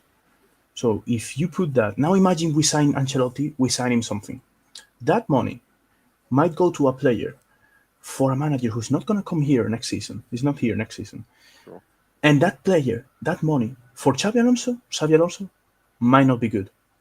It's not worthy anymore of being there. What do we do? We're talking about a guy, with all due respect, with Carlo, one of the, if not the greatest manager of all time. He, at least, is in that conversation. Yes. He wanted Richarlison last year. There ain't no way, boy.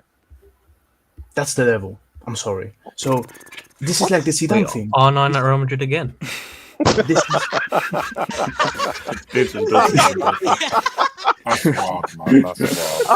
That's crazy.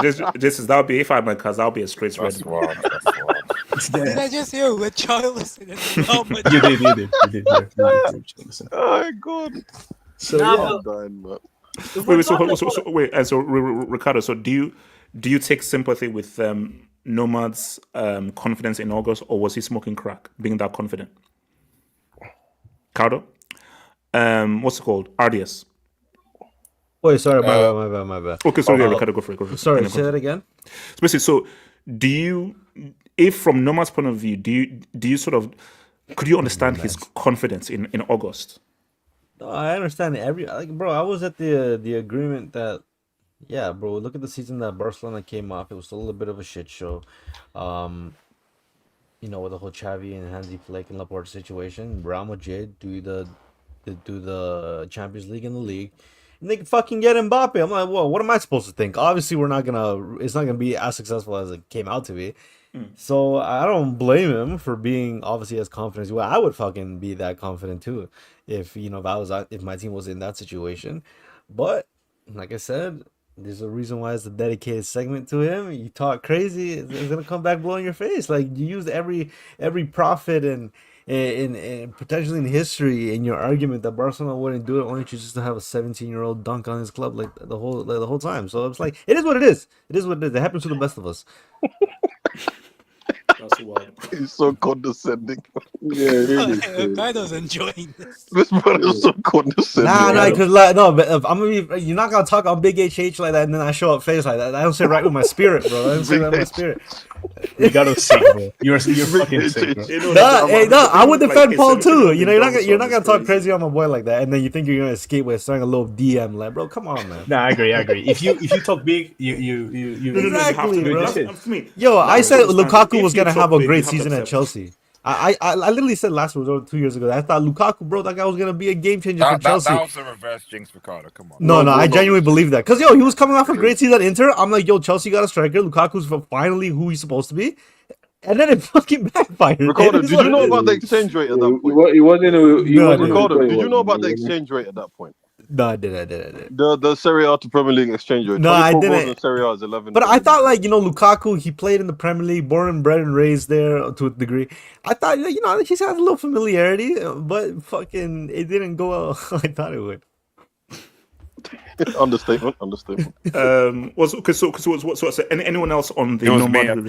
Oh, you're sorry, Ades, go for Ades. Yeah, so I mean, is this should Nomad have I mean, do you understand his overconfidence, or his overconfidence did not make sense in August of last year? I understand his overconfidence because obviously it was based on when you're doing like a pre-season where the season started, but it was essentially pre-season, so in August. Prediction, and you're seeing how good Madrid are.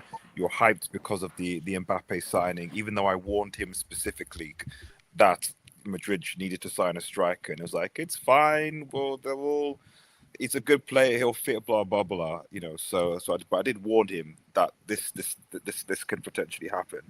And me and you, we did say I said Atletico was my prediction for those reasons. I thought Mbappe would mess up the forward line, the cohesion, and I wasn't convinced with Barcelona because I had not seen flick ball, and I wasn't convinced that Barca had the players to play that kind of high press, that football, that going and press type thing that Hansi Flick tends to play or could do it, But they obviously surprised me. They're able to do it. I still think there are weaknesses, as we saw in the Champions League to a certain extent, that can be got at. But I don't think at any point really, and I think what surprised me with Madrid's attempt, especially when you're playing a team 4 times, is that at some point you have to. Now I say this as a United fan, we've lost to Spurs. Is it 4 times this season now or 3? I can't remember. 3 times. About to be 4. No, RDS, it will be 4 times this season. No. Stop the jinx. Hold on, Ades. It's 3, but you get your get back on Wednesday, and we'll be there for you for your get back. You scam. Nice jinx. It's but so it's basically you scamming pricks will scam your way on Wednesday. But it's been 3 times, but now it won't be 4 on Wednesday. For that, it's 4 times, so we can't take it back. It is what it is, So, but the point is just that it's. You ideally, if you're playing a team that many times, you ideally should try and learn from those experiences. And I think what's learning? What? No. Learning how to get abused? Ancelotti adapting? Bro. To a different team to the okay. No, come on, Paul. You can say, I'm sorry. He is experienced enough and old enough to be like, okay, we've lost twice. Let's try something different after we've just gotten beat twice. Let's try something after we've just gotten beat 3 times. That's just normal human nature, bro. You think so, but you know what I think? Well, sorry, I don't want to cut that. Maybe I'll tell you afterwards. Okay. It's just sorry. I don't know. It's just whether it's seeing obviously how other teams have played against Barcelona in the league or in the Champions League to sort of beat the press and do it that way, and just alter your tactics a little bit. You know, I'm not dismissing what Paul is saying, because Ancelotti, adaptability, you know, at times is not great, and it'll be interesting to see how he works for Brazil. I genuinely am curious to see how Ancelotti will do for Brazil going forward, because I don't know, for me, if you're going to take someone to Brazil to World Cup and they want to perform well, you have to have an adaptable coach. You know, whether he just thinks that Vinny and Rodrigo and Militao, etc., are just going to ball, you know, I don't know, like he might just have to rely on Richarlison to bail him out or something. I've got no idea. That's crazy. Okay, so before obviously our main topic is obviously the All Band Up, but I want to just talk briefly on transfers though. So when we talk about Pep, sorry, because I missed. No. So basically, no. Pep is. Don't worry, the main event. So Dean Houston, that's confirmed to Real Madrid. That's confirmed. Wait. Say that again. Official. Dean Hoyson. No. Bro, I went to Google. Why do you say anything? It's Housen, right? He said okay, Hoyson. No, HH, tell me the name again. Dean Hoyson, yeah, Hoyson. Crazy, Google got it right, basically Hoyson. So look, here's the thing. Is Isaac available because Chelsea need a striker? You're not gonna get. No, he's not. You got Nico Jackson. RDS, I need you to go to Mike Ashley, or I need you to go in there and say, look, we need a striker. It's how much Saudis. Do you want? And RDS, we're not paying him more than 75. That's a final offer, 75. Have you ever negotiated? Oh, you know what? Well, something I did know, because obviously when I live in Newcastle, is that the watch out for Newcastle's transfer into the season, because the what's it called again? The PSR. The pay financial restriction things aren't going to apply for this summer, because they've kept their sort of things. So basically, people are expecting Newcastle to have quite a big transfer, because they're not going to have the financial restrictions that they had when the Saudis came in initially. So why I'm saying that is because they don't have to sell Isak. They're not gonna. They don't have to get money, which there'll be 100 mil for Isak anyway. So which strikers are available? Because I believe that it's just Gyökeres and Nigerian King Vic. Sesko's available. Wait, hold on. Are we still on this whole Sesko thing in 2025? Is he still okay? He had a good season. We weren't asked this season, but he had a good year. What about Watkins from Villa? He's 30. He's 30. Didn't he fall a little bit this season? Not a bad shot for. Wait, hold on. He's leaving Villa. Is Watkins leaving Villa? No, I think there's. No, I think that if there's a good offer that comes for him, the thing is, but they already sold my Colombian amigo to Saudi. Yeah, but I think Aston Villa still need the money to. Yeah, apparently Emi Martinez and the Jamaican dude is leaving. Now Bailey and Emi, the Jamaican dude. not getting big. They're not getting big money for Watkins. He's 30. The ones that are available are Jonathan David. Rassi has a 70 million euro release clause. Wait. Okay, KJ, I need my striker. Who am I getting in the summer? Jonathan David's available on a free. Where's Emmy going? By the way, Jonathan David's available on a free. KJ. In fact, he's not a striker, but you know what happened with Lyon, right? Who? Ryan Cherky. Oh, Leon. He literally announced that he's leaving. He literally announced that he's leaving. Wait, hold on. So can I get a cheeky Cherokee and Isaac this summer? We don't need him. That guy's going to PSG. Kenny, you know how I roll. A guy who just won the dribbling award. I want him on my team. He was working for Dembele. I want the dribbling. I want the guy who won the dribbling award for a league in my team. What's it called? BTB. Kenny, BTB, bring Tesh back. But the thing is that if he goes to PSG, Desbro is going to be on the bench. He's fine with that. Kenny, would you No, Chucky, you would be stupid to go to PSG, bro. You would be stupid, bro. Barcola has to get sold. Barcola might get sold. No. Even if you're selling Barcola, he still doesn't start. Wait, HH, you can take like. Wait, hold on. J-Twist. Yeah, HH, you can take Lacazette when Leon got relegated. J-Twist, I'm good. I'm alright. Gyökeres is the best striker available this summer. Gyökeres is the best fans actually. What HH, you didn't say your Nigerian friend. Would you take? No, okay.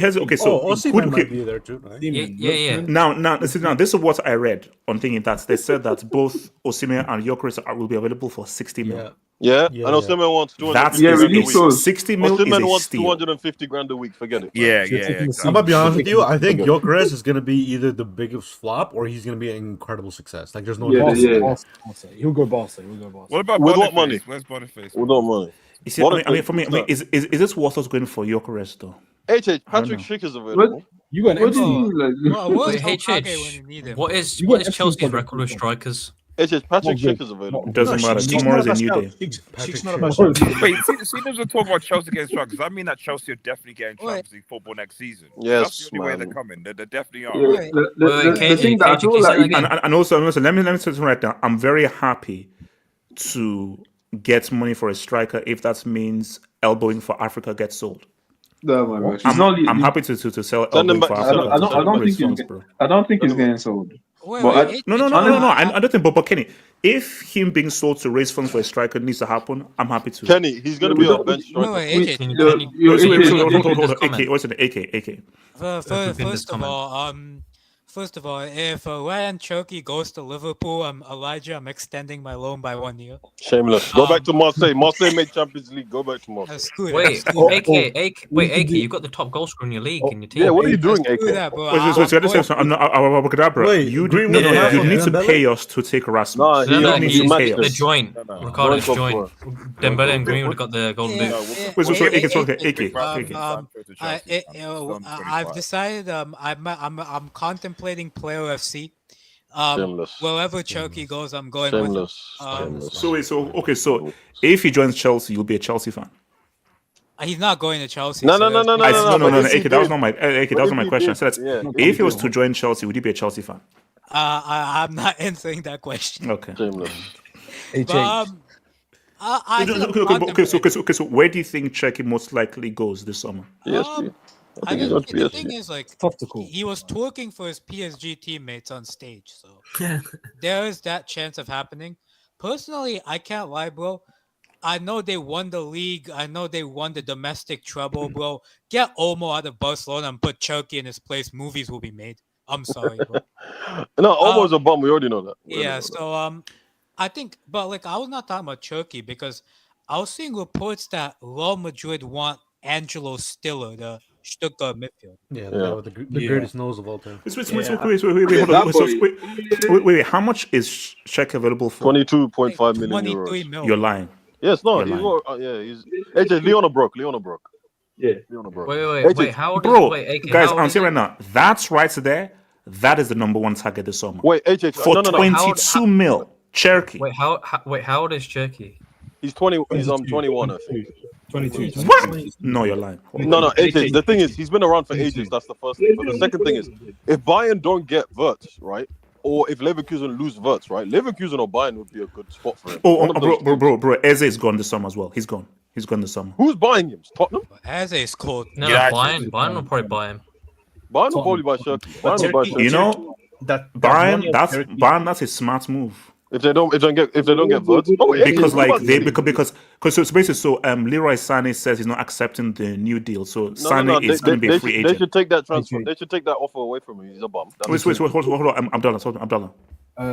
City are putting their first bid in for 50 million euros for Tijani Reinders. That's not going to be enough. Yeah, but it's the first bid. Come on.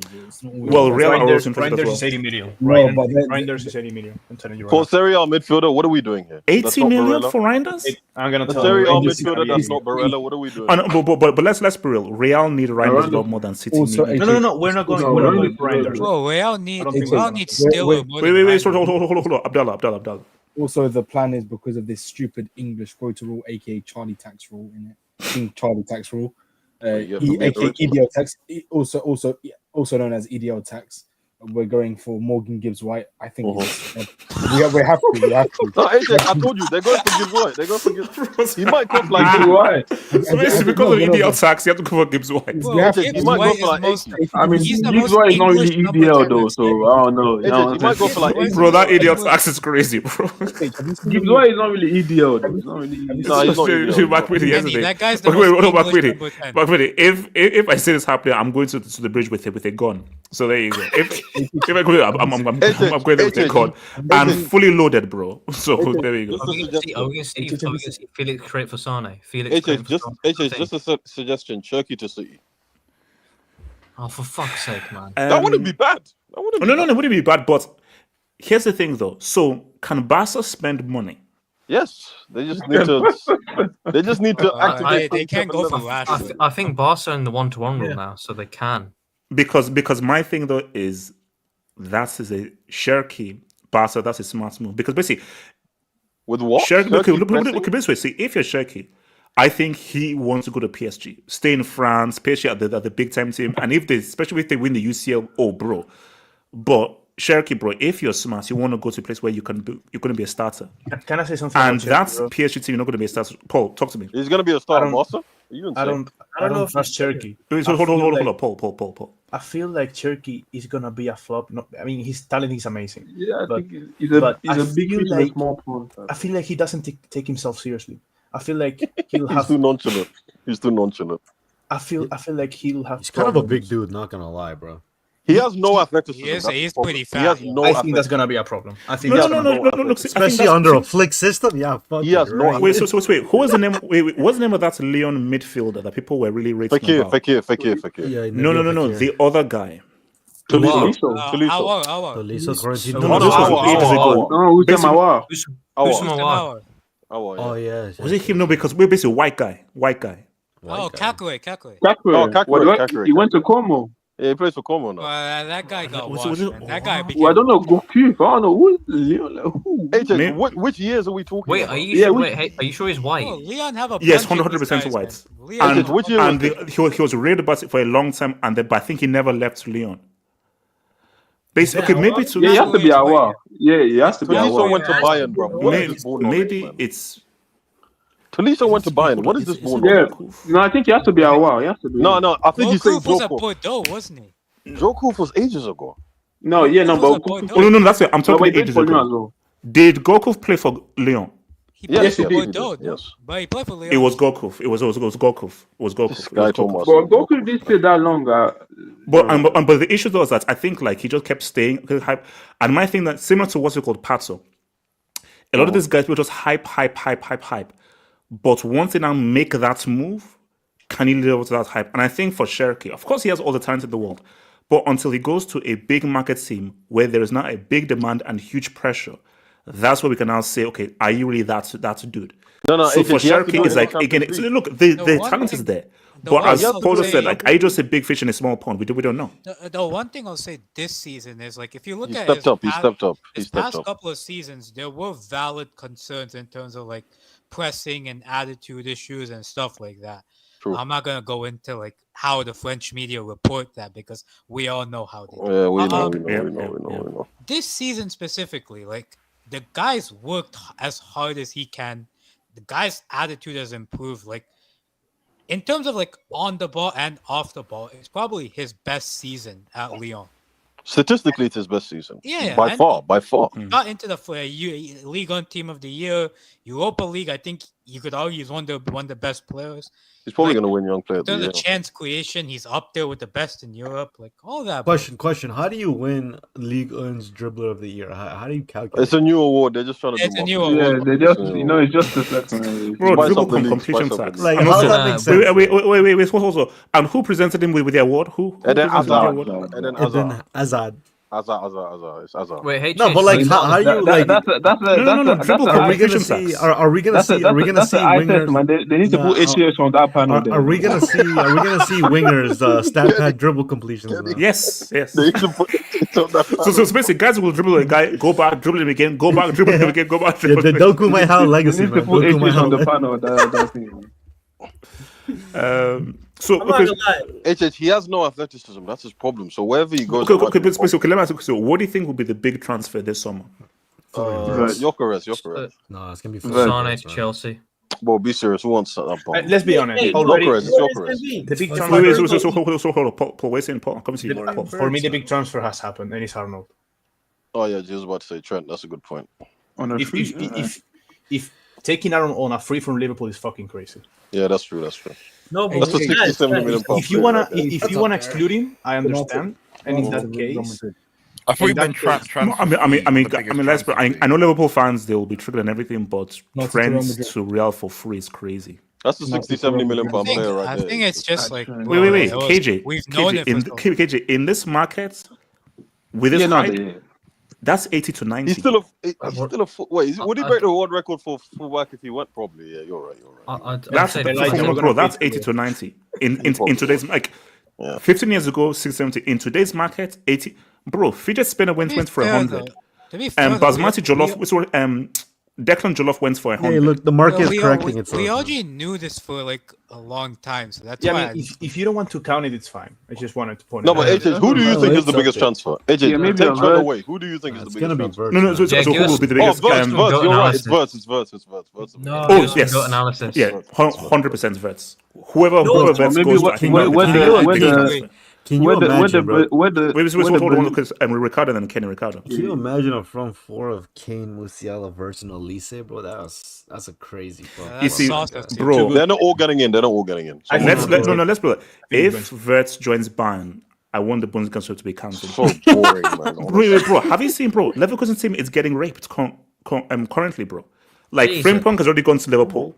Vet's already gone. Grimaldo might go to Madrid. Is already gone as well. Basically, three Grimaldo of them are might go to Madrid. Xabi Alonso's gone. Yeah, even some of the defenders might leave. Tar's gonna leave. Tar's going. Wait, is Grimaldo leaving or we don't know? Possibly might go to Madrid. It's possibly. Maybe. No. Madrid are buying the Benfica left back. I don't see them buying two left. Yeah, they're not going to get Grimaldo. No. Frimpong, by the way, Frimpong transfer for me is very big. Like people haven't given it, but. And for 35 million, that's a good price. For 35 million, is a good price. How the fuck do you get a guy defensively worse than Trent? No, he's not as bad. It doesn't matter because they're so good offensively. It doesn't matter. No, it just makes me laugh. It's a record. So Barca reacts. What do you think will be the big transfer? Barca reacts. The biggest transfer, I think, is not going to be worse. I think it's if Rodrigo leaves Real Madrid because I rate Rodrigo very highly. No. I rate. I'm not. No. So you guys are giving that crap. But what have we said before? And this is what we said before. And I think, and Ricardo, you've said this a long time. Rodrigo as a first option main guy for like a smaller, like a tier 2 team. We could see I fully believe. And Rodrigo would improve a lot of those tier 2 teams. Yeah, Rodrigo. I've said it before, bro. I'm gonna be honest with you. We're talking about the top 3 left wingers in the world. Well, maybe not so much. I think Kvaratskhelia has actually announced himself as one of the top 3 wingers. But I guess you were to say a year ago, bro, Real Madrid held the 3 best left wingers. So I think Rodrigo at worst is a top 5, especially when you have Mbappe, Vinny, Cavara, and those guys in there.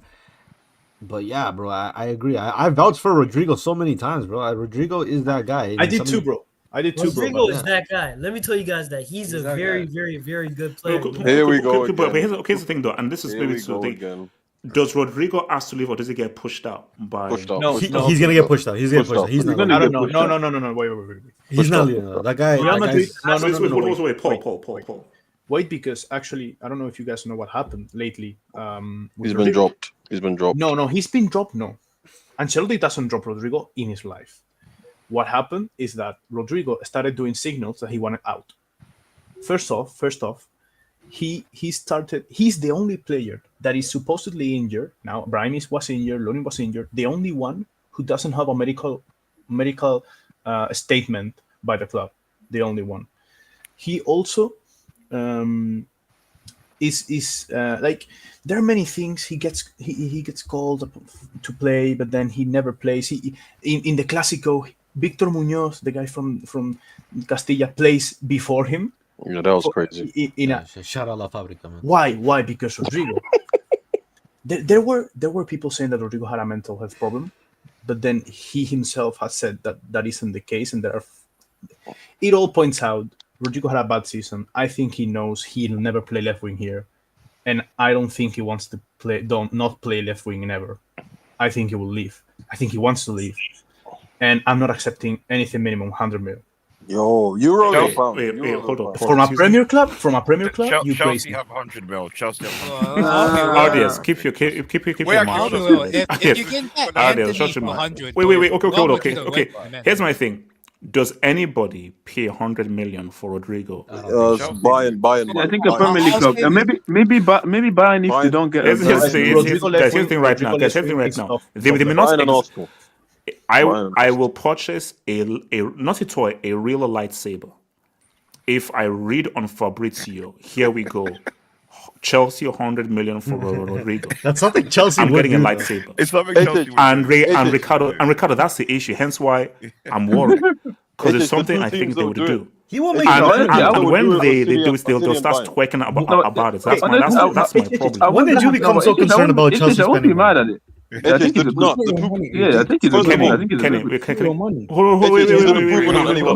Kenny, you would be happy that we use 100 million for Rodrigo. You'd be happy. Is it euros or pounds? That's what I'm asking. It's true. No, but it's like a 80, 90 million pounds. Honestly, I'm not mad at it. That's better than what we have. AJ, we got your cousin on the wing right now. Like, let's be like I said, I'm sorry. I'm not doing another season with Sancho and Chukwunonso and then them man there left with. I'm sorry, man. Yeah, bro. We saw him last game. So Rodrigo, Cole Palmer, Estevao, and Nico 100 mil is too much, but those wild players, bro. Rodrigo watches all those wild players. No, it's just when we're talking about wild players nowadays. Bar Rodrigo, who else do you want to buy that is an upgrade? HH, the top 3 teams that would probably go for him are Liverpool. No. Okay, but here's the thing though. If we put 100 million on Rodrigo, where's the money for a striker? It's man, there's money there. Stop worrying about Chelsea spending. We got bread, man. You're sending Sassi, you're sending Bajeshio, you're sending We're really good at selling. You got to remember that. We're really good at selling. Yeah, there's bear man going. Don't worry about the money, guys. Guys are living this life. Don't worry about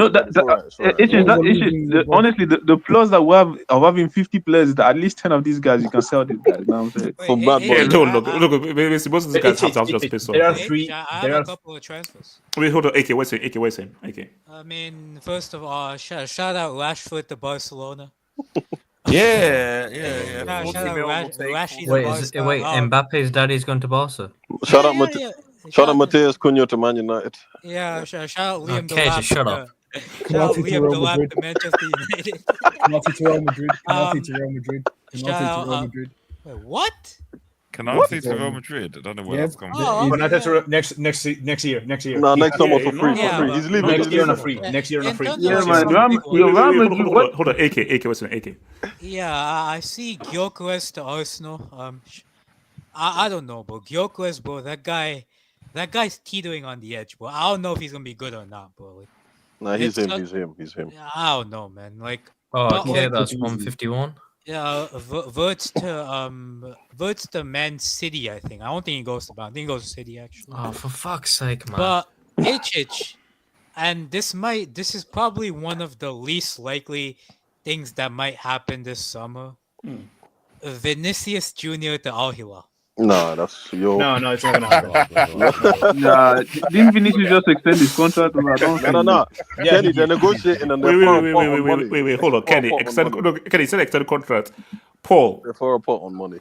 Yes or no? If 300, he's extended, let's say he extends it for like 300 years, and Arabian Nights puts down 300 mil. Do you say no?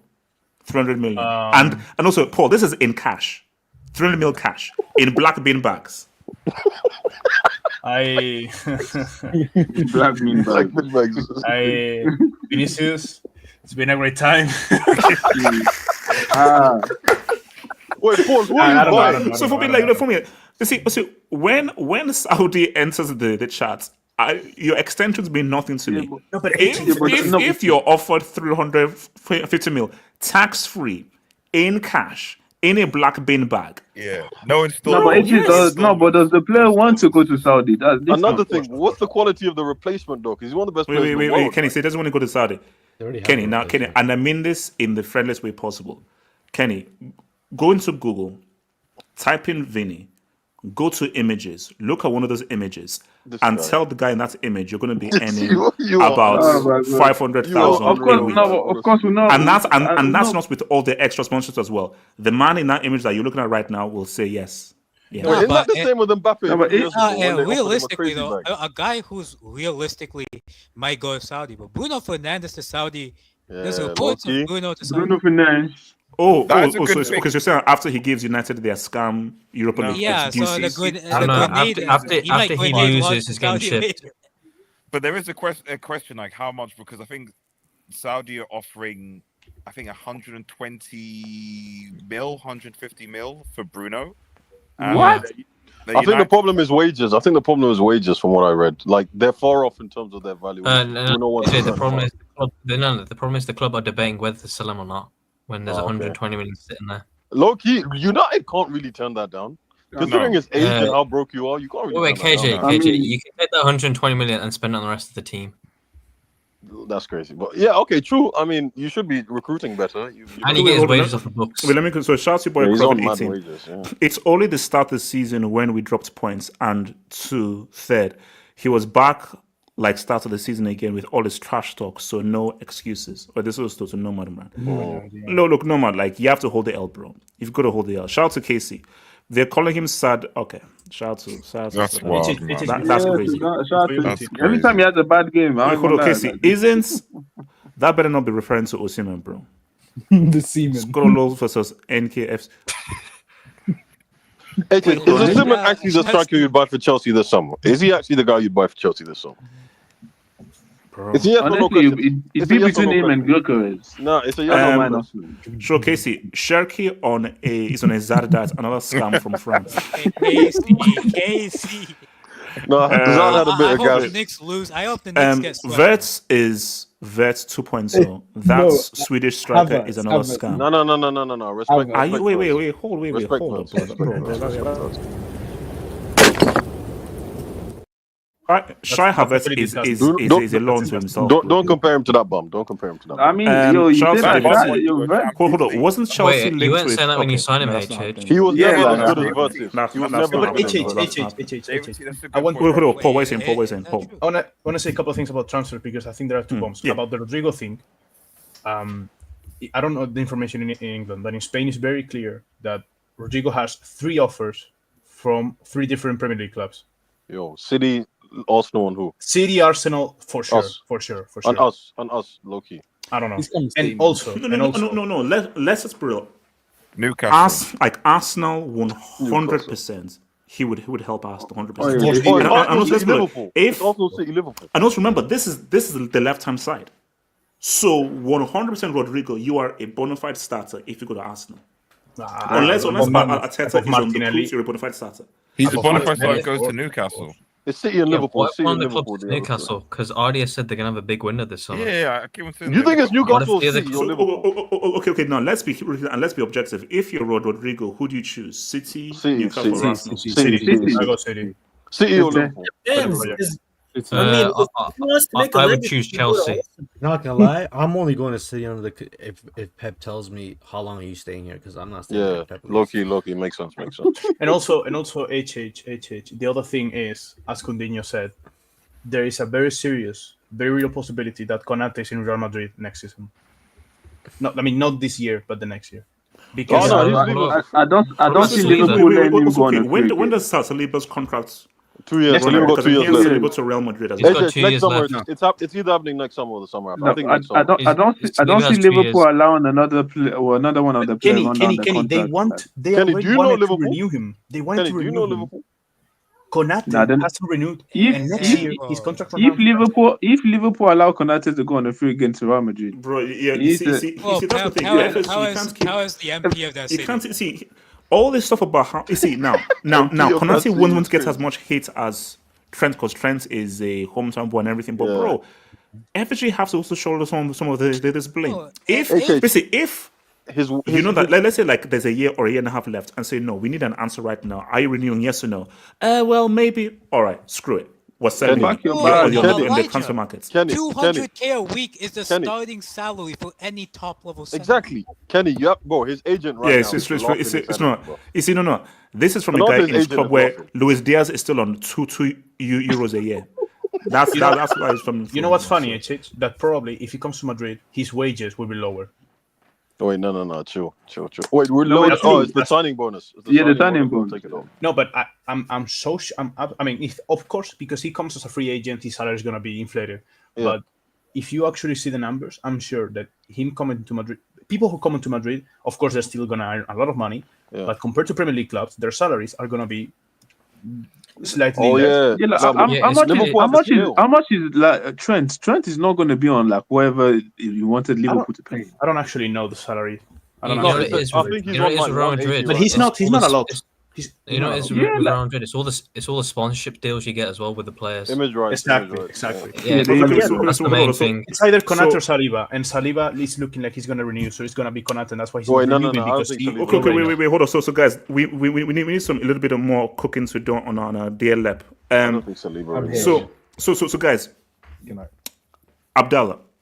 I'm going to have to leave. HH, can you bring the picture up? It's good to see you guys. Chat. Yeah, and Paul, please come up, Paul. You're famous. I on this will. channel, I miss this. Yeah, it's good. Paul, we'll see you soon. HH, can you bring up the pictures in the private chat in the streamer just while Abdullah is speaking because I need Abdullah to explain. Wait, Abdullah, do you have your replica medal yet? Wait. Share it onto the channel. It's a lot easier for me to bring if you share it within here. Coutinho, where's your replica FA Cup medal?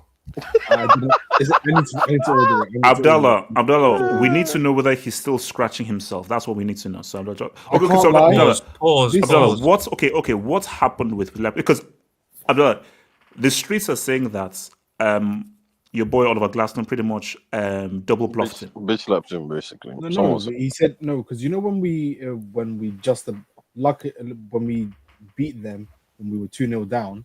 Glasner did warn him and say, I will have a solution next time we meet. So he planned this. So credit where credit is due. Glasner's a top coach, top coach, yeah. But Pep is. When I saw that lineup, I was like, yeah, I can't see us winning. That lineup was awful. This constant this season, it's not on the board. It's not on the players. It's as the games, the results I'm seeing week in, week out is just shifting more and more of the blame on Pep. Why? So and because he didn't want the signings, and it's clearly in the favoritism that he's showing, none of the signings are starting. Let's be honest. Yeah, but let's be honest, right? You signed 5 players, right? Marmoush is realistically Marmoush and Gonzalez are the only ones that were bought in to start. Now, Husanov and what's his name? Husanov and Rice, I think, were pretty much future signings for the future. Even his boy Gundogan, why didn't Gundogan start? Why didn't in the past few weeks? Come on, Gundogan in 2025 is crazy. No. What's real crazy is Philip on the bench. Cup final and Philip coming off the bench is crazy. That's crazy. What's he done this season?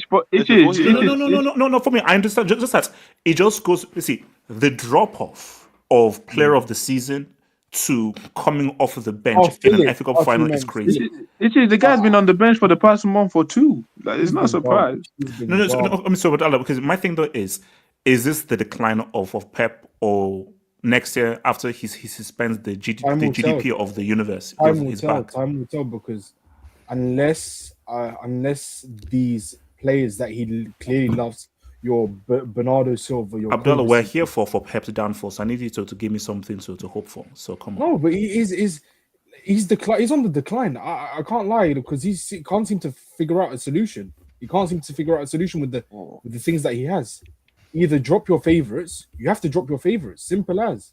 Either drop your favorites and adapt, because next season. Wait, Abdullah, before I answer, can you explain what? Because some people telling me that this was about Dean Henderson trying to fit in with the Crystal Palace team wearing the black hat and the black gloves for some reason. This guy is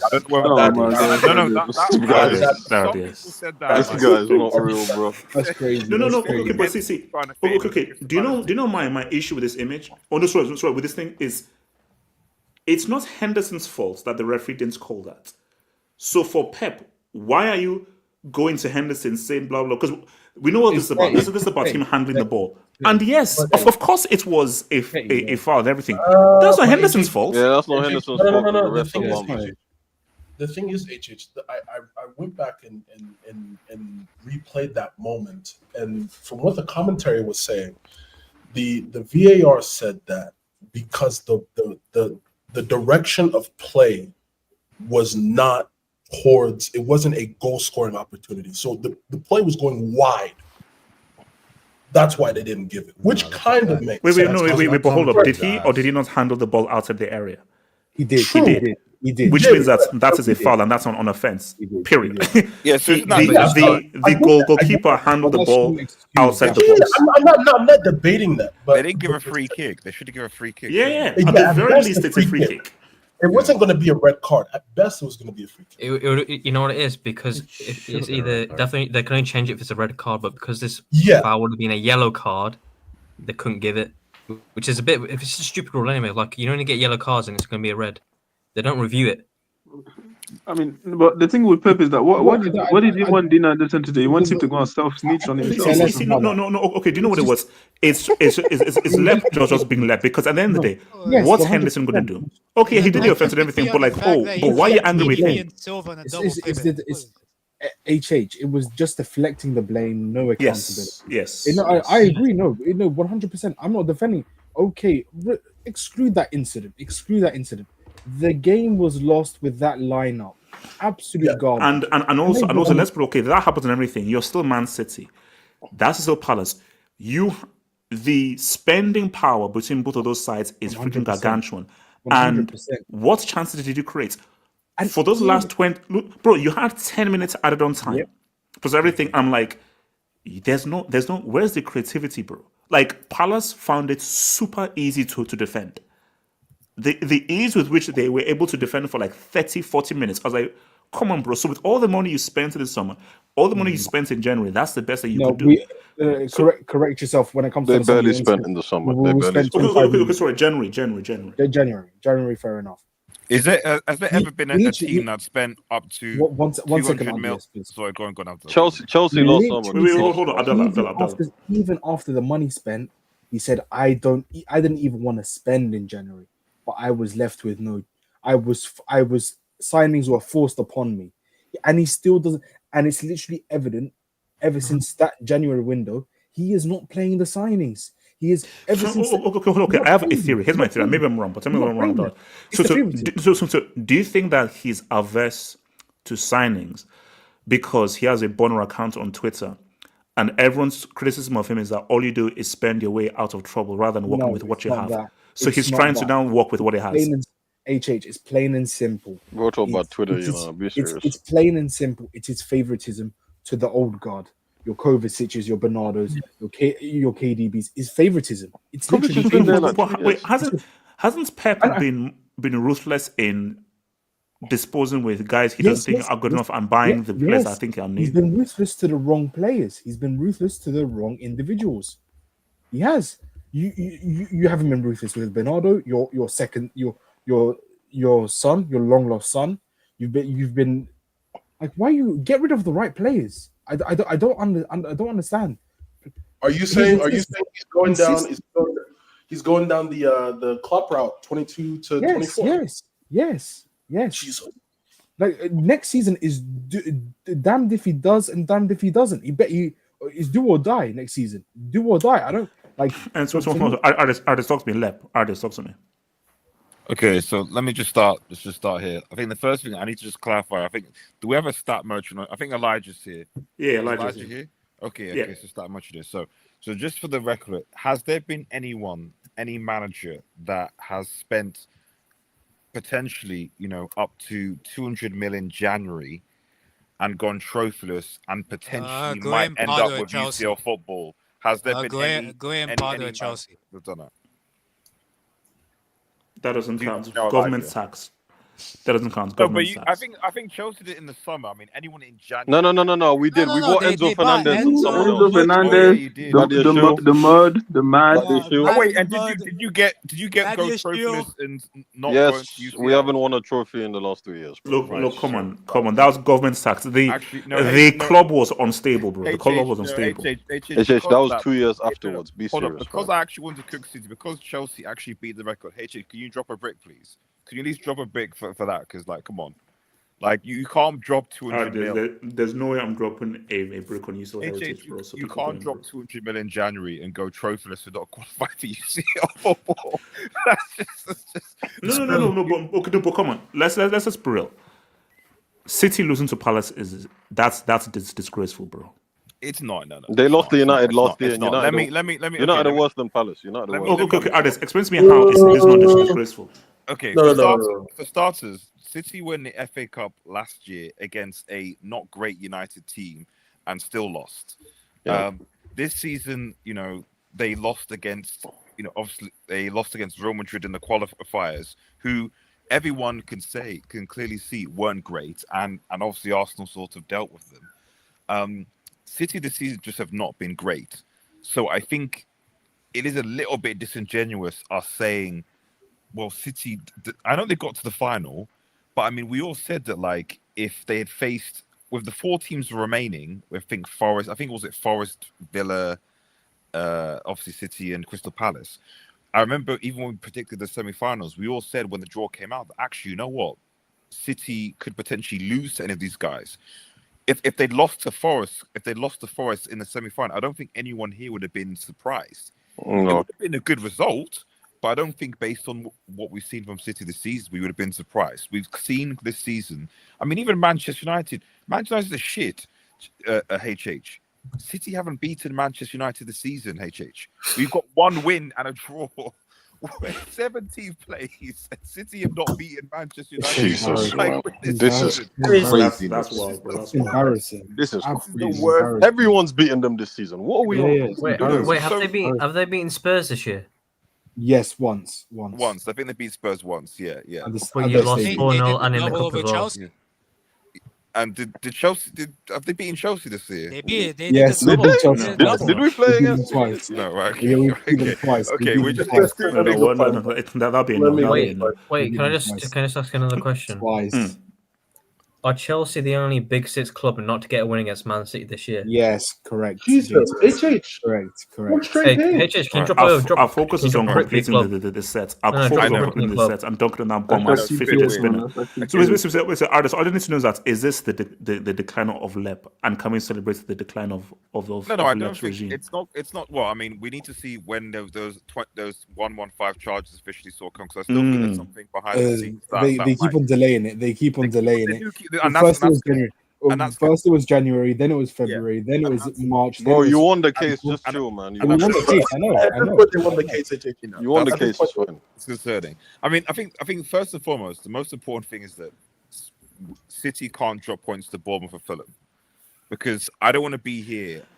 Artist, that's too much. Now that's too much. I know. Artist, we don't have this scenario that happens. Let's not. No. HH, all I'm saying is I can't be in a situation where Manchester United somehow scab themselves. And Pep Guardiola. No. Artist, okay, guys, let's be real here. City will be in the Champions League next year. They're finishing top 5. Like, that's happening. I'm just saying. Yeah, they will. No, they will. I swear we said they will with a lot of things for them this season. Nah, they haven't. You know what it is with Pep Guardiola? It's like I feel like every year he's low key like regressing. I can't lie. Style of play wise, maybe. Yeah, style of play. No, because here, my thing is, remember, this is the longest he's ever spent at a club. So what's really going to see? Because let's be real, he's never had to completely revamp an entire team. Patch. This is the one summer where this team is cooked. So Silva is cooked. De Bruyne is cooked. Gundogan is cooked. So there are many of these legacy guys that are cooked and they're done. So this will be the first where he has to pretty much create an entirely new team. Remember, Fergie created like three new teams. Yeah. Wenger created 2 teams.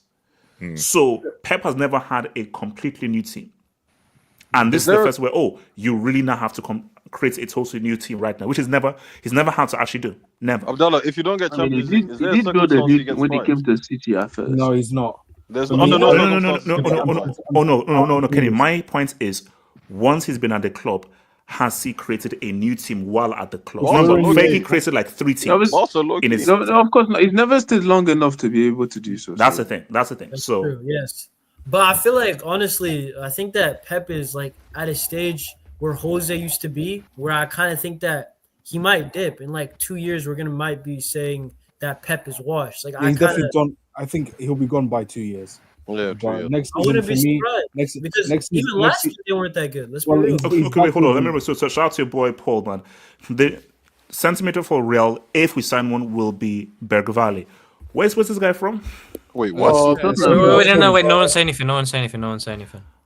HH, what club does this guy play for? Yeah, what is crazy. What team does he tell play me, for? what club does he plays play for for? Tottenham, man. He's Swedish. No, where did you read that? What? You think the GOAT analyst uses Google? You think the GOAT analyst uses Google? Oh Where wait, did you read that? Where did you let read me that? get you use Bing. Where did you read that? Who told you that? Bro, shout out to Big. And also, David, see, this is crazy. Shameless. Less than 150 million from Bruno. I'm walking in traffic. Wait, isn't Madrid CM going to be Nico Patch? David T. You United fan are shameless. The way you Even guys in talk this about market, this- anybody's putting 100 mil for Bruno is. No, he's worth it, he's worth Spending it, 100 he's mil for a Portuguese grenade launcher is Wait, crazy. how much? Spending 100 mil plus for a Portuguese grenade launcher Wait, is crazy. What was the release cost for Neymar again? Just a grenade. 222. Yeah, I'll accept that price.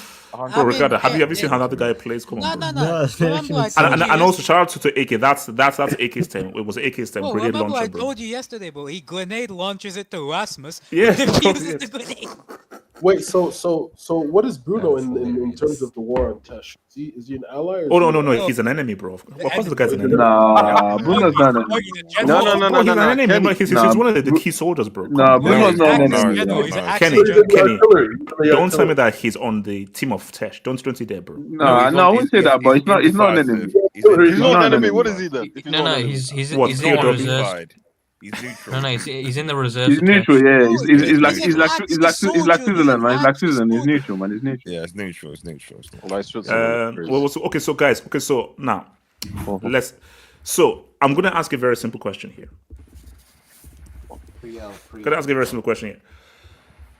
Should we just give Yamal the Ballon d'Or, irrespective of what happens in the Two big games. What about Dembele? No. That's what I said. No. What about Cole Palmer?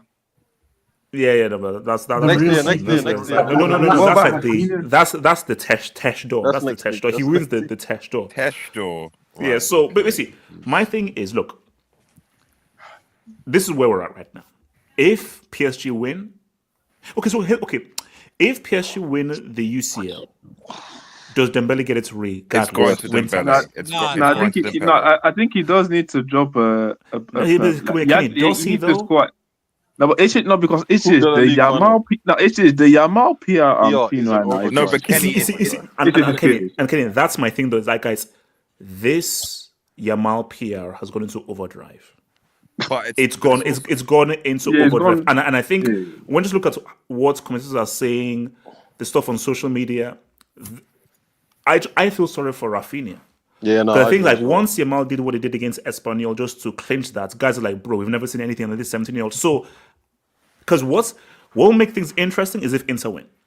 If Inter win the UCL, yeah, if Inter win, it's interesting. But if we might have the R9's record might be broken. Wait, how old also Aaron was on 19? 21. Yamal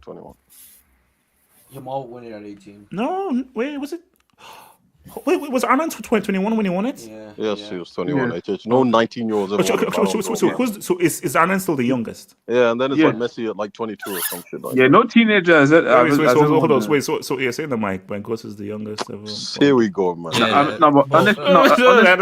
never knew. Honestly, going from Golden Boy to Ballon d'Or in a year would be crazy. It's insanity, bro. This is insanity. No, but guys, here's my thing though. Like, I think we can now stop this whole thing of like, oh, he's too young, he's too young. Like, let's like Yeah, guys, no, this guy, he's not a kid. He's ridiculous. not a kid. He's not a kid. He's not a kid. Wasn't Owen Yeah, younger? How old was Michael Owen? if you're good Yeah, enough, people you're saying old Owen enough. was young. Was it how old Owen was was Owen? like 20. Owen was really young as well. Yeah, but yeah, no, R9 is the youngest, and I think R9 was like 20. No teenager. So Kenny, talk to me about Might have been R9. the Ballon d'Or. R9 Owen Messi. I think. Yeah, no, like I think someone said, yeah, Raphinha is getting lost in the sauce for the Barcelona. For me, there's clear, if Inter win if Inter win the Champions League, I think I'm seeing Yamal, because like I said, the way I've been hearing people talk, that Inter performance, yeah, I think like especially the home and away leg against Inter, and like when that's the key thing. He was on the losing team, but everyone agrees that he was the best player. The best, yeah. So like when you play in Champions League is where a lot of people are going to watch, and it was like one of the craziest game, one of the probably the best ties in Champions League history. And when you perform that way, I think he left a mark on a lot of people. Even though he lost, he left a mark on a lot of people. And then afterwards, he backed you up in the Clásico and then the Espanyol game. So wait, hold on, Kenny, but let me see. So we don't. A lot of the stuff is about P, and I think this even goes back to something that Ricardo said before. Do you think that Dembele has enough PR if you combine it with PSG and Al Khelaifi? Yes, because he does. Wait, hold on, Kenny, come to your artist. I think I don't think the issue may be even them. I just think that Yamal right now, the PR is like he's getting to. I think Dembele has good PR, but I just think that he needs to win and he needs to at least score a goal in that final, because as good as we won't say it's French football, but this Yamal is not. He has that worldwide type of PR right now. Like Yamal, the PR right now is crazy. The conversation, and as good as Dembele, no one is putting Dembele in best player in the world conversations, and he's having a good season and stuff. Like Yamal is the guy like they're pushing right now, and I feel that's way more. That might be more important than just actual performance. Actual performances. So that's why I'm like if we're talking about performances over the season, I think there's guys that have been more consistent than him, or even better. I think Dembele, you can see even a Raphinha has been more. Raphinha has probably been the best player in the world. But as of now, Yamal is getting best player in the world charts, and that is going to help a lot in when people vote Ballon d'Or. I feel like there's some people that still live by this, like the best player in the world should be the Ballon d'Or. It does not work like that. But I feel like there's a lot of people who will be like, he's the best player in the world. He deserves the Ballon d'Or. I think that's the key thing. I think like really, the Ballon d'Or goes to a combo of best player and what that player does and what he achieves. Yep. Is that combo? But I think this might be the rare instance of, based on just where we are in football and how good he is, and the fact he's 17, and the fact he's this good, and the fact that he's made such a crazy impact, is why I think that even if PSG do win, I think it's going to be... Basically, put it this way. Okay, let me put this scenario for you. PSG win. Dembele, let's say, scores and he plays well. When those guys are voting, guys are going to be thinking long and hard between Dembele and Yamal. Yes. Because I think that So basically, hold on. So this is what? Is this captains and journalists or just the journalists? No, just journalists. So I think... really? Okay. You see, Yeah, for just journalists... Because another thing, just trying to get into the minds of journalists.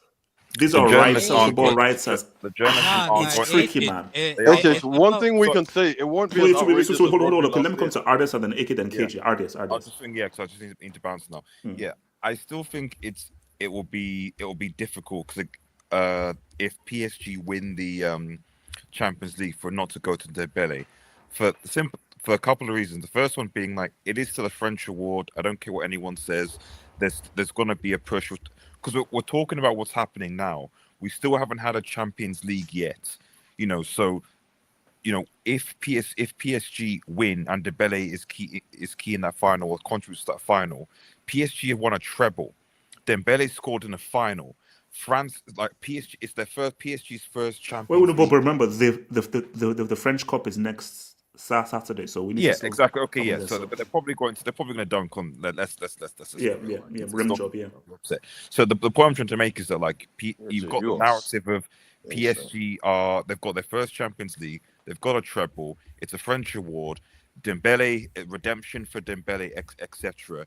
You've got journalists who want to sell that narrative as well. Because I'm not saying that Yamal isn't more talented than Dembele. He is, but we're talking how to make a spin. I think with time, people will forget what Yamal did against Inter, for example. I know there are a lot of fans on Twitter and things, stuff like that. We'll be talking about it. We're talking about it. Show clips. Yeah, that's fine. But if we're talking about journalists and going forward, I'm sorry, but like winning PSG their first Champions League, having a treble, not to mention the fact that Khalifi and Sheffirin, those guys are like buds, the PSG owner and UEFA guy. So he will find a way. Okay, so here's the thing: if let's say PSG win the Champions League final, yeah, and Dembele isn't like the best player, and the man of the match goes to someone else, do they still give it to Dembele just based on the whole thing? I still think give the Dembele a good shout because like I think he'd have to drop an absolute disaster class in the final. World Cup 2022 stinker. Yeah. So whereas obviously in the semi-finals against Arsenal, he was obviously key. So he'd have to do that. I think even if he doesn't score, if he just at least is one of PSG's better performers, he's fine. But as you guys said, I think if Inter win, then I think that's when it gets a lot more complicated. Then you could make the case that there aren't really. I mean, I would assume. No. I'm going to go out on a limb of like if Inter win, it's Yamal.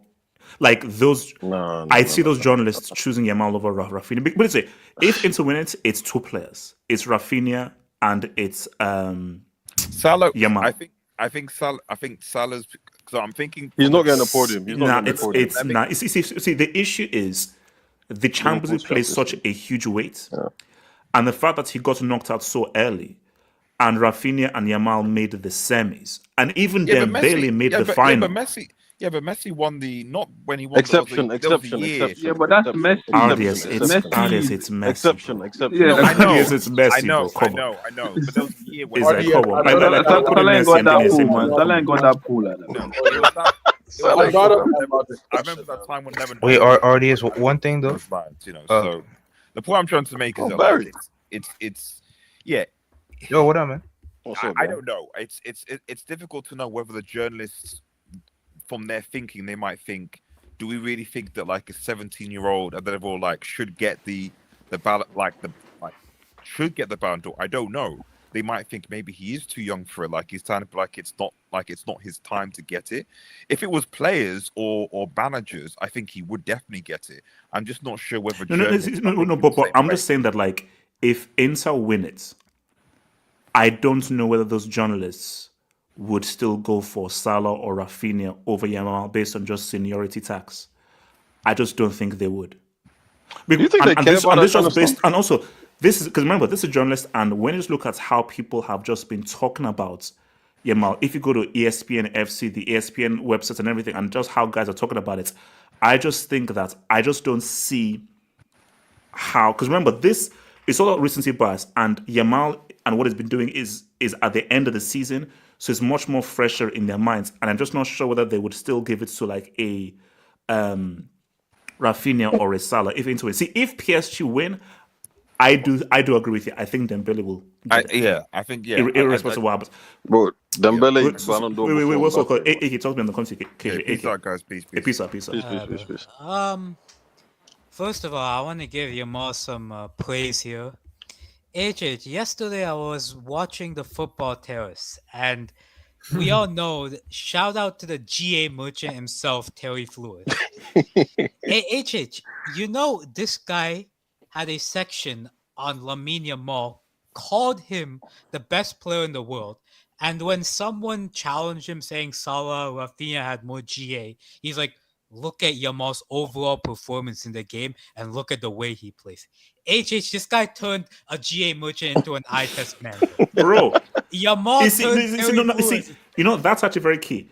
If my brother, Terry Flowers, is even saying, yo, this is crazy, I think many GA guys are like, bro, we've just never seen anything like this. And I think that's the issue why I think this guy just might do it. But AK though, if PSG win the UCL, is it Dembele's, or do you think could Yamal still win it if PSG win the UCL? Yamal is the Yeah. truth, man. The thing, HH, is I've always That's maintained a that party. the Ballon d'Or is based on, and what journalists vote on is, well, what's your lasting image from the season that's gone by? HH, if the season ended today, Yamal's winning the Ballon d'Or. Because the lasting image of the season gone by is Yamal scoring the goal to help Barcelona win the league. Yeah. But if Dembele scores in the UCL final, the lasting image is Ousmane Dembele taking his shirt off and with that freaky smile of his lifting that UCL trophy. That's what the lasting image. Okay, so let's say Desiree Doué or Vitinha scores, like, let's say, the winning goal, and Dembele has Doué is not an doing okay anything. game. Doué is a scrub. He's not doing anything. Oh, Casey, why do you hate French players, man? I like Dembele. That's not. I I like hope the Dembele. Knicks I like lose to the Olise. Pacers. I have the Knicks get swept. Casey has some menace energy. He just came in and he's spewing hate like it's nothing. Like It's great. How So are you saying that Dembele has to play well Yeah. in I the mean, final? I think Dembele does have to play well in both the French Cup final and the what's it called? UCL Bro, final. the way we're ignoring Lautaro is crazy, but it is what it is, though. He has 12 goals in the league. He's not winning. Lautaro could score a 6-piece in that UCL final and have 20 goals in the Club World Cup. He's not getting the podium. So shout out to him. Rightfully so. The thing is, like, Alright. I think for Dembele, he has to score because the lasting image has to be Dembele doing something in the UCL final. And I know we're talking about Club World Cup but FIFA will make a way for the Club World Cup to be part of this whole thing. And UEFA will somehow make a way for the UEFA Nations League to be a part of this whole thing. Or finalissimo. Because Yamal and Dembele are facing off in that Nations League. Yeah, they're playing. Yeah, that's And UEFA will make somehow later this year. UEFA will find some way to like make that like a Ballon d'Or clash or something like that. Those fake tournaments, I man. think there are still a lot of things to go. I think the two favorites right now are Yamal and Dembele. But HH, I have a bone to pick with you on something because I saw one of your comments on the thing. You said that Yamal had a far more influence on Barcelona than Dembele did on PSG. And I remember you saying Vitinha has more influence on PSG than Dembele. Waffling. No. So basically, let me clarify. Yes. My thing is, I feel that Barca are more dependent on Yamal than I think PSG are for Dembele. I think that you take Yamal out of Barcelona, it will affect Barcelona a lot more than if you take Dembele out of PSG. And I believe that. Now, that's not to negate how influential Dembele has been. He's been hugely influential. I just feel like if it's like the degree to which Barca will suffer if you take away Yamal, I think is greater to the degree as if you take Dembele out of PSG.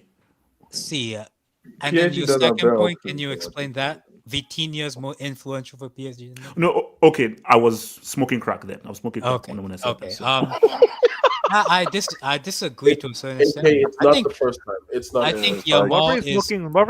Hold on. I think Yamal is incredibly influential on Barcelona, but I think you're undervaluing Dembele's influence on PSG. Because I'll explain to you. The way I look at it is, if you are influenced as a footballer, if you're influencing winning, and when PSG were trash at the beginning of the season, they had all the ball, they had all the midfield control. Dembele wasn't playing his best, and PSG weren't playing well. Suddenly, Dembele's placed in this false nine position. Bro, PSG's journey to a treble began when Dembele started playing that false nine. So you know what? No, scratch that. Irregardless of what happens, PSG win the UCL, Dembele wins the Ballon d'Or. 100%. Because I think that even if, let's say, he has a nothing game and everything, that thing of their very first UCL and what Dembele has done, both in the league and remember, Liverpool scoring the goal in the thingy Arsenal scoring that goal in the first. So even if he doesn't play well in the final, that whole thing of like you heavily contributed to PSG's first UCL, irrespective. PSG win the UCL, Dembele gets the Ballon d'Or, 100%. Yeah, he goes. Because, like, bro, if you actually look at when Dembele started playing the false nine position, this is a coincidence that ever since then, PSG started winning games and their performances increased compared to before.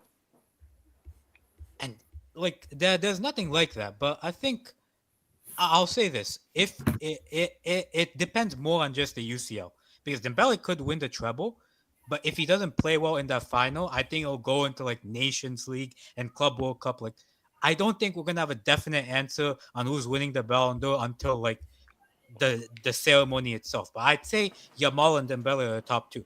Yo, are Barca getting that invite to the Club World Cup after all or no? No, they're not. Bro, the group's already drawn and everything. No, Barcelona, because that club got suspended. A club got suspended.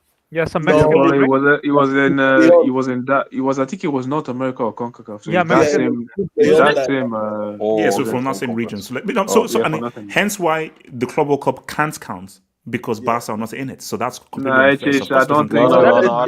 I don't think so. Wait, Kenny, how the hell does that make sense? Where a team that has two players that are front runners, they're not going to be in the actual competition, not because of some kind of arbitrary qualification. Because they didn't win the champion or they didn't perform in the past few years. That's nothing to do with like that's their fault. It's because of the 4-year metric. That's why. That's nothing to do. 4-year metric tax, really? Yeah. That's how you're going to qualify. And if you win the Champions League this year, you're going to play in 2029. Yeah, you're plus playing whoever comes from the 4-year metric. So KJ, talk to me about this whole Ballon d'Or thing. So basically, do you agree? So PSG win, Dembele wins the Ballon d'Or. Inter win, Yamal wins the Ballon d'Or. Yes, I'd say that. I think what Yamal does, is he invokes, like, first of all, let's just say Yamal winning this year wouldn't be anywhere near as outrageous as what's his name? Pep's love child getting it last year. No, 100%. That made like sense. basically, no one will have any issues apart from Madrid fans or Stats merchants. Facts. Basically, the Stats merchants will self-combust, but it is what it is. No, it's very much so. I think actually also let me not all Madrid fans. Most sensible Madrid fans would accept that Yamal is the best player in the world, but Stats merchants will be pissed off. Shout out to Nomad. Isn't that an oxymoron, like sensible and Madrid fan? Yeah, no, true. Worry about the Pacers. To be fair, Paul does exist. Paul, shout out Paul. My thing is this. He is right. What he does, he invokes a certain emotion in people, right? Watching football, right? We have sort of complained in the last few years about football being so restricted, right? Players playing in systems and being asked to do this, playing asked to do that. What Yamal does is he effectively does what he wants on the pitch, right? And he does it with skill, and then he adds the GA. So there's really nothing that's missing from his game. You can say his finishing could improve, but like I said, a winger that gets close to 20 goals a season is effectively an elite winger, right? So he needs to stop diving as well. He needs to stop diving. Stop crying. Anyways, an elite winger at 17, right, is something we've never seen in at least in European football in the last 30 years, because Pele happened when during your time when black and white TVs were just being introduced, right? So the fact of the matter is, right, he because of Barca's performances in the Champions League and El Clasico, right, he has sort of pushed himself to that. 2 months ago, Yamal is not top 3 candidate for the Ballon d'Or. I think we can feasibly say that. Reasonably, we could say, if you ask someone today who are the 3 candidates for the Ballon d'Or, you could literally say, you'd say Salah, you'd probably say Raphinha, you'd probably say Dembele. It's probably those 3, reasonably speaking, right? Even though Liverpool had been knocked out of the Champions League, Salah just scored so many goals and was so influential that you couldn't really argue against it. But the fact of the matter is, over the course of about 5 or 6 games, he has sort of completely flipped that argument. And now you're looking at it's between him and Dembele, right? Me personally, I do feel bad for Raphinha, because I do think that Raphinha should be higher than him in this ranking, right?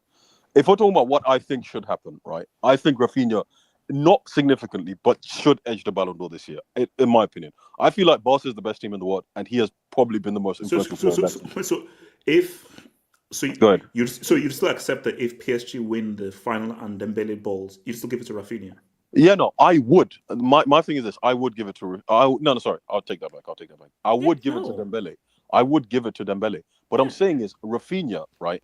If you put Raphinha No, yeah, So second I'll then. put Raphinha second, right? And if PSG didn't win the Champions League, I'd give it to him. But HH, that's the thing. We're talking about what we think should happen feasibly and PR, right? Raphinha just doesn't have that PR, and it's very unfortunate because the thing is, he's sort of come out of nowhere. If let's say he got 25 goals last season, HH, and let's say he got 20 the season before, right? And Barca had just been performing better over the last 2 years, right? And let's say even Brazil, like bring in international tournaments, right? Because he's done nothing at the international level, right? At the back of people's minds, he would be a bit more. It would make a bit more sense for people to say he's the best player in the world this season. But the fact of the matter is, the fact that one, he's just come out of nowhere, but two, a lot of it's some of the games you watch, HH, it's like take HH. He's been the most clutch player this season, 100%, particularly in the Champions League. Right? So let me just read out something for you guys. So go on. This is the Ballon d'Or criteria, so maybe it will help us to illustrate things. So the Ballon d'Or is determined based on three main criteria: individual performances, team achievements, and fair play, which is stupid. Specifically, it considers a player's individual brilliance, their impact on their team, and their conduct on and off the field. Bro, that off-the-field trash is stupid. Get the off-field trash the hell out of here, bro. Get the off-the-field trash the hell out of here, bro. So, we saw what happened to Vinny last season because of that. So we're saying Raphinha's out there also because he went to remember punch what up. he said about Argentina? No, I don't think Raphinha's out of that. I just think that you can't be you have Yamal and Raphinha in the same team. And as of now, Yamal is the one. Yamal is the guy with the. Okay, so hold on. Okay, so KJ, so when you hear that though, yeah, would you still give it to Raphinha? So individual performances and your impact Yes. on the team, you still give it to Raphinha over Yamal? I would still give it to him because the thing that's pushed Yamal to sort of the back of everyone's minds and Barca in general, I think, is the Champions League, right? I think the Champions League is always the tournament where, especially when you're coming towards the end of the season, right? Even though they had a good season where they won the league and cup double domestically, right? The Champions League performances is what's making everyone say Yamal and Barcelona should be at the top, right? The fact of the matter is, Raphinha was their best player in the Champions League over the course of that. If you're talking start to finish, he was. Think about it, HH. He scored that goal. Start to finish, he was Barca's best player. And I think for that reason, right, in the biggest tournament of the club season, right, he, right, HH, did he score a hat trick against Madrid this season, or was that last season? Am I getting confused? Raphinha. I think. Wasn't it this season? Nah, I think the only three-piece was against Bayern. Oh, my fault. I'm confusing. Oh yeah, but my fault. I think. But see, I think that's why I feel sorry for Raphinha, because let's say Acerbi doesn't do that crazy thing, bro. Yeah, Raphinha is a full-on front runner because, bro, No, based on yeah. what you've done and scoring the winning goal, you scored the winning goal to put him to the final. I think Yamal would have peeped him. No, HH, I just don't think Nobody so. feels sorry I for feel a like- guy who steals goals from teenagers. No. Chill. There's also the KJ, element there's of no like, chill. He stole a goal from a teenager. Bro. HH, Come on, that it's happened. cool. As And you also remember, call it says it's cool fair play. HH, Is it it's fair cool play game. if you're stealing goals from It's cool teenagers? good. It's cool good. First of all, HH, second of all, you know how many? His first goal, by the way. HH, do you know how many goals Criminaldo has stolen from his teammates? That's different, bro. Well, let me land. KJ. Last point before someone else goes. I just feel like I think that Yamal, what he's done in the Champions League has definitely brought his case to the sort of the forefront of people's minds. But I completely agree he should be top 3, HH. But even if Dembele wins that Ballon d'Or, I'll tell you, I think it should be Dembuz, Raphinha, Yamal. It's just, well, I get it, HH. It's with him, it's the PR, it's the fact that he's so young, it's the style and the way in which he does it. But I think if we're just being objective over the course of this season, I don't think his performances over the course of 5 or 6 games. Because, like I said, 2 months ago, none of you were probably saying top 3. But I know that probably the 5 most important games of the season. You know, the second Clasico and the Champions League later stages. I can understand that. But I think everything you say is right, though. But I think the issue is that we're just in a different footballing world climate, and the climate is different. Yeah. And the fact is that if on the 18th of May, 17th of May, 2025, you ask most journalists who's the best player in the world right now, they would say Yamal. And they just wouldn't take what Raphinha has done into account, and they wouldn't take what Dembele has done into account. Most journalists, if you ask them right now, bro, who would you vote for in the Ballon d'Or? They'd say Yamal. HH, and that's a lot of that is based on emotion. I don't think that's wrong. I think that's wrong. I think AK is right. Everyone will have calmed down towards the end of towards the end of the season, and if PSG get that Champions League and the Blues got something in both of those finals. But I feel like there is just like the emotional thing with Yamal that he just, like I said, he evokes a certain emotion in people that footballers haven't done since what, Mbappe probably. Since Mbappe, like there hasn't been a young player that's got this kind of, that's sort of enlightened, Yeah, probably, yeah. Created this kind of excitement in people. Wait, hold on. So Ricardo, talk to me. Where did you land the whole Ballon d'Or thing and come to you, Barry? I've been thinking about this for a while, and look, I'm always gonna say it. You guys are a bunch of clowns because when I said the whole thing about Dembele, you guys thought I was delusional. But here we are talking about it. To be honest, the way it sounded, it was a bit crazy. Wait, no, but Ricardo, whether it was love or hate, it was still facts. Okay, but Ricardo, but we've all said though that if PSG do win the UCL, Dembele would get the Ballon d'Or. Or you said no, that there's a chance that he still can't win it if PSG win the UCL. If Dembele goes fucking ballistic in the final, then I think that strengthens his case, and I think he could win it. I agree with KJ and what's his name, Kenny. Like the Yamal just has so much momentum going behind them right now. It's kind of like they want him to be, regardless if he deserves it or not. Now, personally, for me, if you give it to Lamine, Dembele, or Raphinha, either of them would deserve it, regardless of what happens in our final. I do agree, though. I think if we're gonna be objectives about this, based on the award and what the criteria actually is, which it doesn't fucking matter because it never holds to the actual standard it's supposed to, Raphinha should clear cut win this because he's been Barcelona's not best player, but most effective and consistent player over the course of the season. Maybe other than Koundé, but let's be honest, defenders are not getting any shot at this. If you want to talk about Salah, I'll say 2/3 of the season he was great. This last few months kind of tailed off a little bit. I guess maybe because the league was won, they're out of the Champions League. Nobody really cared about the rest of the season. Dembele, first half of the season, non-existent. Let's be honest. I thought he was phenomenal from January to like March, maybe a bit into April. But since then, like it hasn't been the same rate. Now, mind you, the rate he was scoring at was not sustainable. I remember Pedri had a little shout. Pedri's shout really started like Marchish, because for people to acknowledge how good somebody is without GA, it takes a kind of a streak of games to understand how good he is.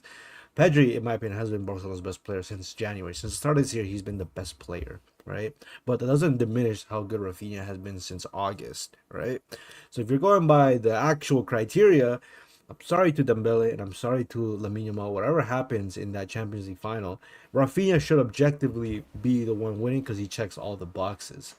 But if how we see this, how this award typically goes, is what AK said. Whatever the lasting image was towards the final month of the season is usually, whoever has the most, motion going into the ceremony. It's a flawed trophy. It is what it is. I've seen players win it just on Champions League alone, not saying any names. But it is what it is. I think Raphinha has been Barcelona's best player in the Champions League. I don't think anybody can object to that. He's been one of the better players in the league and in the Copa del Rey. Lamine, I think it's all perception, right? Because if Raphinha wins, you could be like, bro, how the hell does a player like Raphinha, a man who came from Leeds, who doesn't really have the Brazilian flair, how the hell does he win the Champions League? And I mean, not the Champions League, sorry, the Ballon d'Or. And then there's Lamine Yamal, who second coming of what the hell? Lamine Yamal is like the next. He's the prodigy. He's the star boy, right?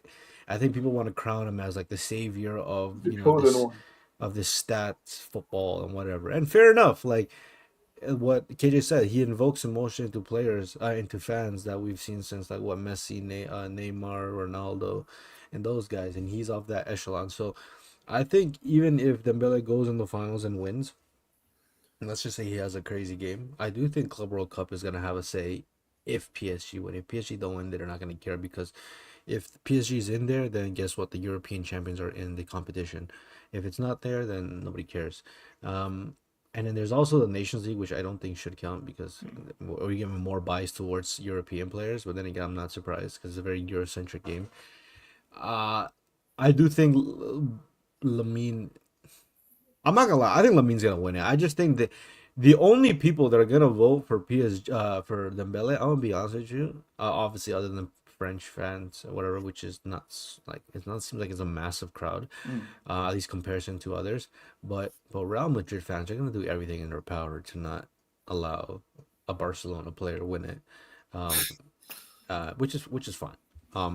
But yeah, I think Lamine will win. I'm not gonna sit here and say he absolutely deserves it. No, okay, I think you see that's why there are two different questions there: who should win and who will win. Who I should think win is terms, Raphinha, if we're in being terms honest. of should, I'm in two minds because I personally, for me, I'd give it to Yamal, but at the same time, if you're just looking at impact and just take away footballing talent and everything, what did you do within this season and how did you contribute? Yeah, Rafinha has a very good case. Raphinha Now, has who the will best. win? Going into the mind of the journalist, Yeah, I agree. I think even if PSG wins that UCL, again, this is just what I think the journalist will choose. I think there's a good chance that even if PSG win the UCL, that the Yamal still wins it. Thinking of what the journalist will vote for. You know what it is too. It's the fact that I believe the Nations League, it comes after the Club World Cup, right? I think so, yeah. Yeah. I think. Yeah. Yeah. Well, if Dembele ends up winning the Champions League with PSG, he scores. Let's say, bro, if Spain knock out France, which is probably could happen, the lasting image is gonna be Lamine Yamal dunking on Dembele, so it goes back into the same thing. And to be honest, I don't think Dembele is that good for France as he is for PSG because the team's not really centered around him, and it's a completely different game. It's maybe more centered around Mbappe. Let's say if Mbappe decides to get dunked on again by Lamine Yamal for like the 8th time this season. Yeah, look, I'll say this: I think Lamine's gonna win it regardless of what happens. Do I think he deserves it? On a minor level, yes. I don't think he's the outright person who's showing. I actually think it's Raphinha, but I understand like Raphinha isn't the most exciting player. But look, he's got the fucking job done. So it is what it is. Wait, quickly, let me come to Barca react. Talk to me, bro. And then no, sorry, Barry, and then Barca react. Barry, talk to me. I mean, yeah, you can say whatever you want. It's just gonna be quick, right? Yeah. Quickly, Barca react. Go for it then. Yeah, I bet. What's it called? In my opinion, listen, I would actually give it to Lamine. This is if PSG, guys. I mean, if we're being somewhat objective, if PSG win the Champions League, I think Dembele will get it, and I don't think really we can complain too much about it. Even if he's our ex-player, look what he's done with PSG, man. You know what I'm saying? Like you have to respect that, right? But I'm saying if Inter win the UCL, I think that Lamine wins it. I'm gonna go out and just say it right now because I think that. Honestly, we can say Lamine or Raphinha, but Lamine is a better player. I think it's not close, to be honest. Raphinha's had big moments for us this season, but you guys are also who's okay as a Barca fan. Who has been more impactful for you, Raphinha or Yamal over the season? Yamal, because Yamal, when he's not there, we look like we're back in the days of Xavi ball. You know what I'm saying? So I don't think it's close personally. I mean. We've had so many goal scorers this season. Raphinha is one of them, right? Ferran scoring, Lewandowski, but it's because Lamine's creativity is a different level. You know what I'm saying? This guy is the best player on our team. Even I think he's better than Pedri. I don't know if you guys agree with that. I mean, some people might disagree, but listen, if it's Ballon d'Or, I mean, like basically, it's because they play two different positions. It's hard to say because what is required of a central midfielder is different from what is required of a attacking winger, because Pedri's function is very important to the Barca team, which doesn't get shown in goals and assists. You have to watch the game to just see how Barca play. Hear me out though. That Inter game, right? Let's just compare the performances of Raphinha, Lamine, and Pedri, right? Pedri, I don't even blame him too much. The Inter Milan, they were compact. They played good. They were very physical as well. So. Very by physical. the way, I was told Barella would show him levels. That motherfucker stunk over the two. Nah, he wasn't. But the guy had a 60% passing accuracy, man. Like, but listen, another scrub. Listen. Inter Milan as a team, they kind of stifled Pedri a bit. I feel like Raphinha. Let's be real. For the most, let's say 85%. He didn't play well. Raphinha did not play well. Right. So 85% of it was a no-show, right? And I'm talking when the going gets tough. Who was the guy? It was Lamine Yamal because they could not guard him. They double teamed him. Doesn't matter. He nutmegs the guy. He goes past. I think this guy is clearly the best player on our team. You know what I'm saying? And I would give him the Ballon d'Or because I feel like the Ballon d'Or should be rewarded. It's a mix of the best player with the season. And I think Lamine wins the best player by far. That's my thing. You know what I'm saying? Raphinha, I hear it, and I Dembele. personally show Messi, man. I can't. What? I'm answering that question. Oh no, okay, thank you. I Answer didn't that hear. question in your head. What was the question? Bas, go for it. So okay, Oh no, he was so just basically, responding to the comment. Yeah, no. Don't mind it. so you'd still give it to Yamal because of everything you. Okay, so No, that's what Rich He said. should win, So basically, Dembele. if PSG win, Dembele should get it. If Inter win, you'd give it to Yamal. Yes, I would give it to Yamal personally. I mean, Raphinha has been big time this season. Don't get me wrong, but I just think of it, okay? If we give, I know this is hypothetical. If we give the Ballon d'Or to Raphinha, right? Okay, let's just say he gets it, right? First of all, some people are going to question football, like the whole history of it, okay? And then on top of it, what if next year he just goes back to being the guy before Hansi Flick? Then it looks spooky. You know what I'm No, saying? you see, my thing is that. But I mean, look at Benzema. He had the season of his life, and then the next season he was trash. But Benzema, no, Barra, is that don't because don't Lewandowski compare came Benzema's to his season to back what here? Raphinha. No, okay, no. Okay, it's a bit wrong, but you know what I'm saying. Like we've seen like players who won the Ballon d'Or. No. I think no. We We've got seen spoiled it that happen, but Lewandowski it's like came. no. But it's like what Benzema did that season was in terms of stats, but specifically football and the kind of football that he showed, and just how he played, and just his performance. Which Rafinha's performances over 90 minutes ain't great. He's just very effective. Benzema's performance over 90 minutes was freaking amazing for Real in that season. That's the issue. Barry, talk to me. What are you saying? Oh yeah, very interesting debate. I think all three have a very good argument.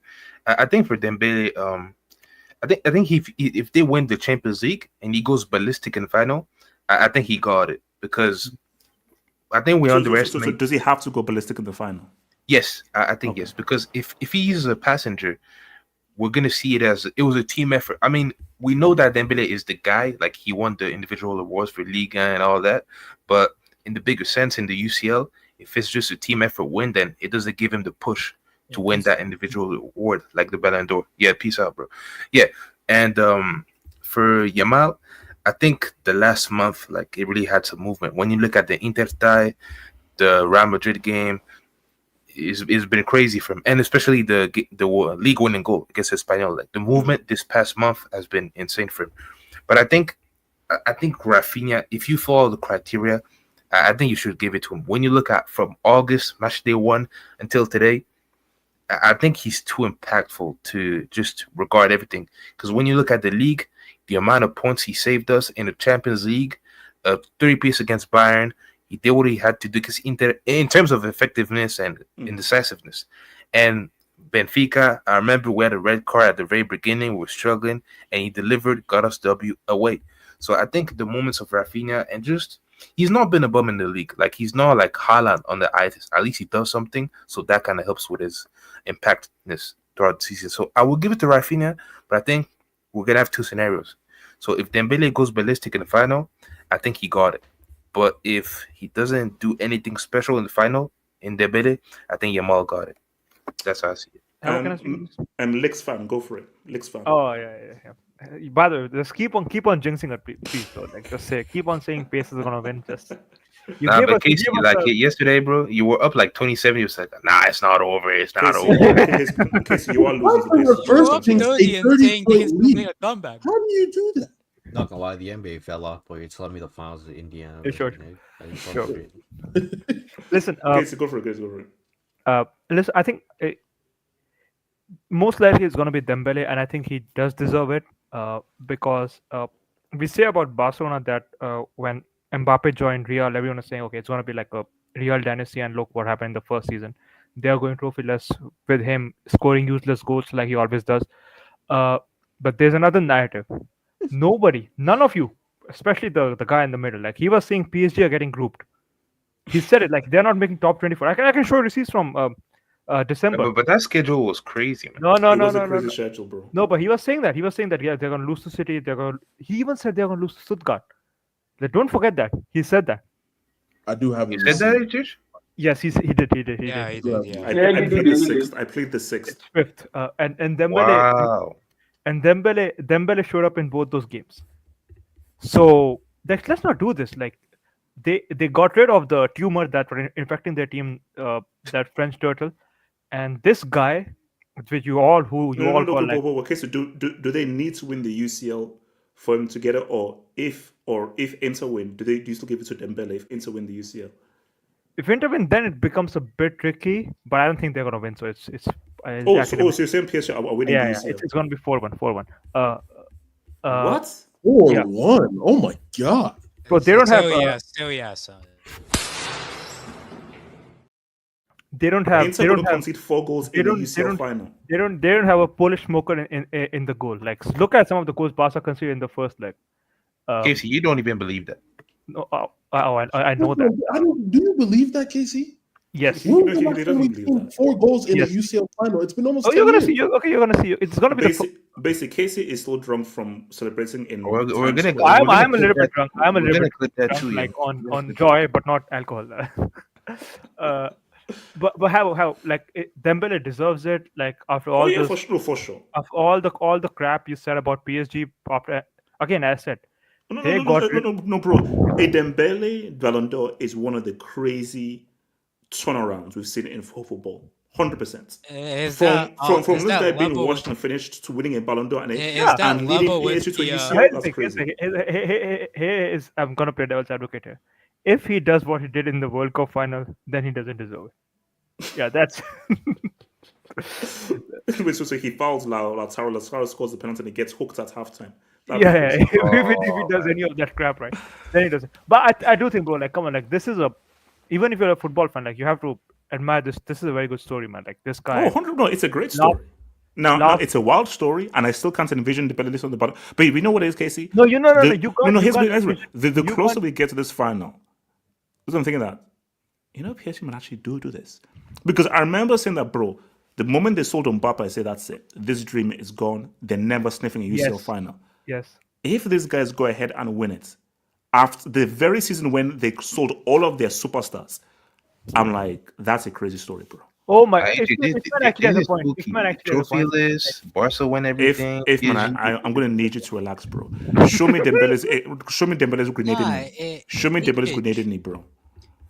Bro, come on, man. Like he used to play PlayStation before he got married all the time. Like, but look at the change in his life. Well, again, I'll say it again. He married a Moroccan wife, and he got his career. Wait, so his wife is Moroccan? Yeah, and his career is now he's a Ballon d'Or contender. Oh, so we're saying wife tax then.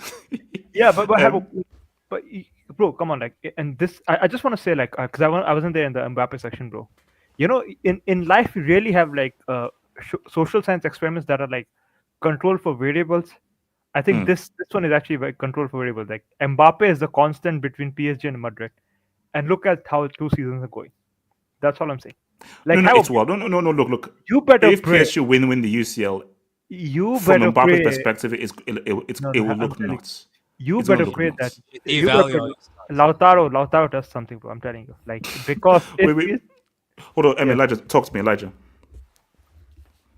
See, my thing with this award and why I'm kind of like Ronaldo, where I don't really care about it as much because I look at it as like Elijah, the NBA No. no. Elijah, Salah had a chance to do something against No, them. I'm not. I've been said this has nothing to even do with. I've said this since like for years. Like, my thing is, what is the Ballon d'Or quote unquote criteria doesn't even make sense to me. No, it makes no sense. Because it's kind of like Raphinha's doing all of this, right? But in a way, it could be for naught if it goes to somebody else.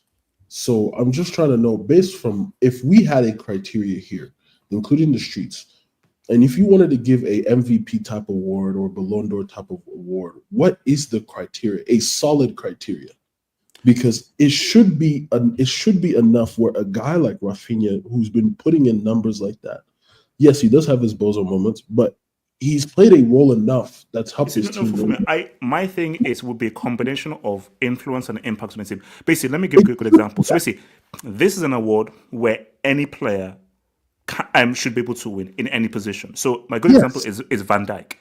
We can't judge Van Dijk based on goals and assists. No. So a key aspect must be your impact on the team and your influence on that team.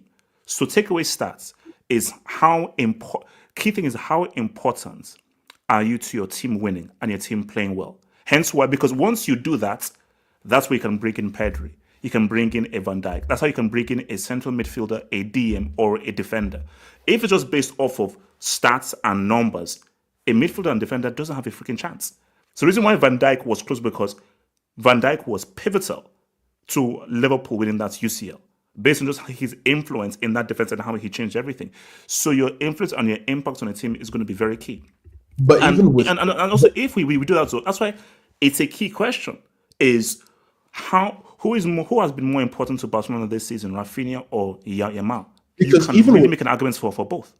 Yeah, because even I'm just saying, like, that makes an influence and impact makes sense, but I feel like also in a way your stats are still going to somehow will have a point or say, because I mean, you take out because see, one thing I like to see again. I mean, let's look at the stats. Is so Raphinha's goals. How many of them came from what Yamal did on the pitch, and how involved?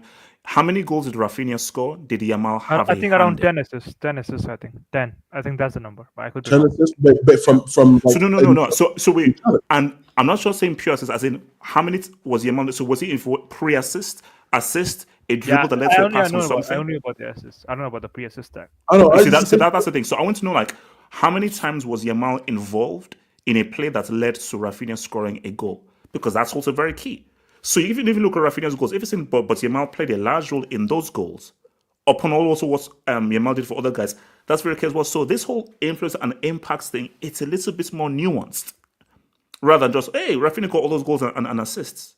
See, that's what I'm saying, because I feel like because I would if I'm nothing wrong with Yamal winning. I think Yamal's flipping amazing for a high school senior, but even the same. I mean, Raphinha, fantastic. By the way, Leeds United could get a cut if he wins the award. My thing is, just feel like if it goes to Yamal, what would you feel as Raphinha? It's kind of like, I put the ball in the net. I do have the numbers, but it's like I don't get. But I remember when I don't know what game it was where Raphinha scored and he said that, I didn't have a good game. I think that, but put this way, let me blow with you. When you saw Raphinha crying, that was El Clasico, the most recent. El Clasico, yeah. But here's the thing. See, when you saw Raphinha crying at the end of the Inter-Barca game, those tears were also for the Ballon d'Or. It was a combo of, we're out, but also, god damn, my chance of winning that Ballon d'Or. I don't think Raphinha really cared about that shit. That guy's always been a team player. Like, you can see where. Ricardo. Look at how every player is talking right now. And for me, I think it's wrong because football is a team sport. You can't be chasing Ballon d'Ors, but we have Salah literally like going down on all fours for keep twerking and everything. So my thing is that I do feel like a lot of these players do actually care about this Ballon d'Or, which I don't think you should. Oh yeah, sorry, yeah, go ahead. No, because my biggest thing is kind of like, yes, it is a team sport and all that, but if let's say this, you take Salah out of Liverpool, Liverpool's a completely different team. I think we're maybe top 4 at best, maybe 6, 7. You take Raphinha and Yamal out of that, where is Barca? That's up to the Barca guys to decide. Like, if you're doing all of this, you're putting the ball in the back of the net, you're getting man of the match awards. I get the impact for Yamal, but I'm talking about Raphinha in terms of what he does as a body of work. He's got to get something for his troubles. That's just me, because it's like if you're doing a lot of the numbers work and your numbers are not being recognized, I mean, that's kind of tough. So Adrian, where are you with this, with the Ballon d'Or thing? Yeah, plus it's not like empty calories. Like, it actually that's what it shouldn't feel like. Yeah. So Adrian, where you at with this whole Ballon d'Or thing? Give it to Bruno Fernandes. Yeah, go ahead, Joe. No, kick him out. That's stupid. What the fuck you talking about? Bullshit. So Adrian, so what's your view on the whole Ballon d'Or thing? I think you played your full catalog on that. You didn't. You need to jump out the full catalog. I was not expecting that name to be said in the Ballon d'Or in the same sentence, though. Come on, Adrian. Well, in rawness, I'd give it to Dembele. Over the Wait. So irrespective of what happens in the final, or depending on what, basically. So if PSG win, Dembele. If Inter win, if Inter win, I still give it to Dembele. That's for me. for me, it's personal bias because I really like Dembele as a player and I like the story of him. There was kind of a couple years where you didn't know what would come of him as a player, but I think he'd win it over course of the No, season. but I'm saying right now, like if Inter win it, no chance Dembele wins that Ballon d'Or. No chance. If PSG win it, I believe if PSG win it, irrespective of what he does in the final, they'll give it to Dembele. You don't think I don't him think Dembele has to play well. You don't to think win the him Ballon d'Or getting if PSG to win the, the UCL. You don't think him getting to the final is the main factor? No. I think that Yamal. I think that they'll give it. If PSG don't win the UCL, they'll give it to Yamal, based on just what Yamal is doing in the last few seasons. And I think AK did make a very good point. Is what is that lasting final image? So if you don't have a key lasting final image in the UCL final, specifically that leads, because now here's the thing though. Let's make it a bit more complex. If Dembele is the best player on that pitch, scores or assists, but if Dembele does what Yamal did against Inter, but Inter win the game, but Dembele is like the best player on the pitch, they might give it to Dembele. And here's another thing, right? What if what if Inter Milan somehow wins their league, like Conte just absolutely bottles it tomorrow, Casey, and they also No. win the Casey, no. Champions League? No. Do you think Lautaro? No. No. No, but that's a possibility. Right? You agree, right? Like if that happens, because like they're about 1 point behind. No. Napoli right now. No. Like Casey, let's say Inter win the league and they win the UCL. Lautaro's not winning the Ballon d'Or. So who's winning it? Because it's going to be an Inter player then. Oh, wait. Okay, Casey, is it should or who will? Oh, I think who will. I think it's going to be an Inter player. Who will. No. Who will? It's not. It's not. It's not going to.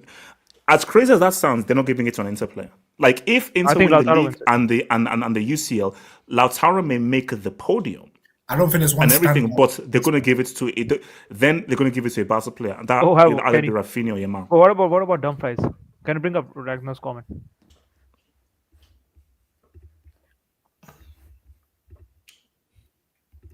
We're laughing at Casey, it. Can you drop the brick? Can you drop a Casey, brick? yeah, hold on. Casey, Wait, Casey. no? See, I need you to be serious here. Do you honestly believe that Denzel Washington Dumfries No, I think I said, in I said, a as I said, tuxedo will step with our podium? I think. And so, do you think, Casey, can you even envision in any of Doctor Strange's timelines them announcing Denzel Dumfries as a 2025 Ballon d'Or winner? I think it's going to be 4-1 PSG, but I'm saying like in a very crazy situation, like if Inter wins the league and Dumfries dunks on Marquinhos, which I actually think is possible. Which were how to Jovi. Do you remember what happened to Barca when Yamal was injured? Rafinha was useless. Yeah, that's true. Yeah. So that's the thing. Has a lot of Rafinha's good work come off of what Yamal has done and his influence on the pitch? I mean, because if that's the case, I think Yamal's influence is greater than Raphinha, even though Raphinha has been influential as well. I think he's talking about the November games. Yeah, I think that's true. At that point, he was struggling. But I remember in January, I think he didn't play a couple league games like Mallorca and Sevilla, and he balled out too, Raphinha. So I think it's a mix of two, like good moments, bad moments. But guys, it's been real. Peace out. Oh, you don't want guys. Stay low. Habo. One love.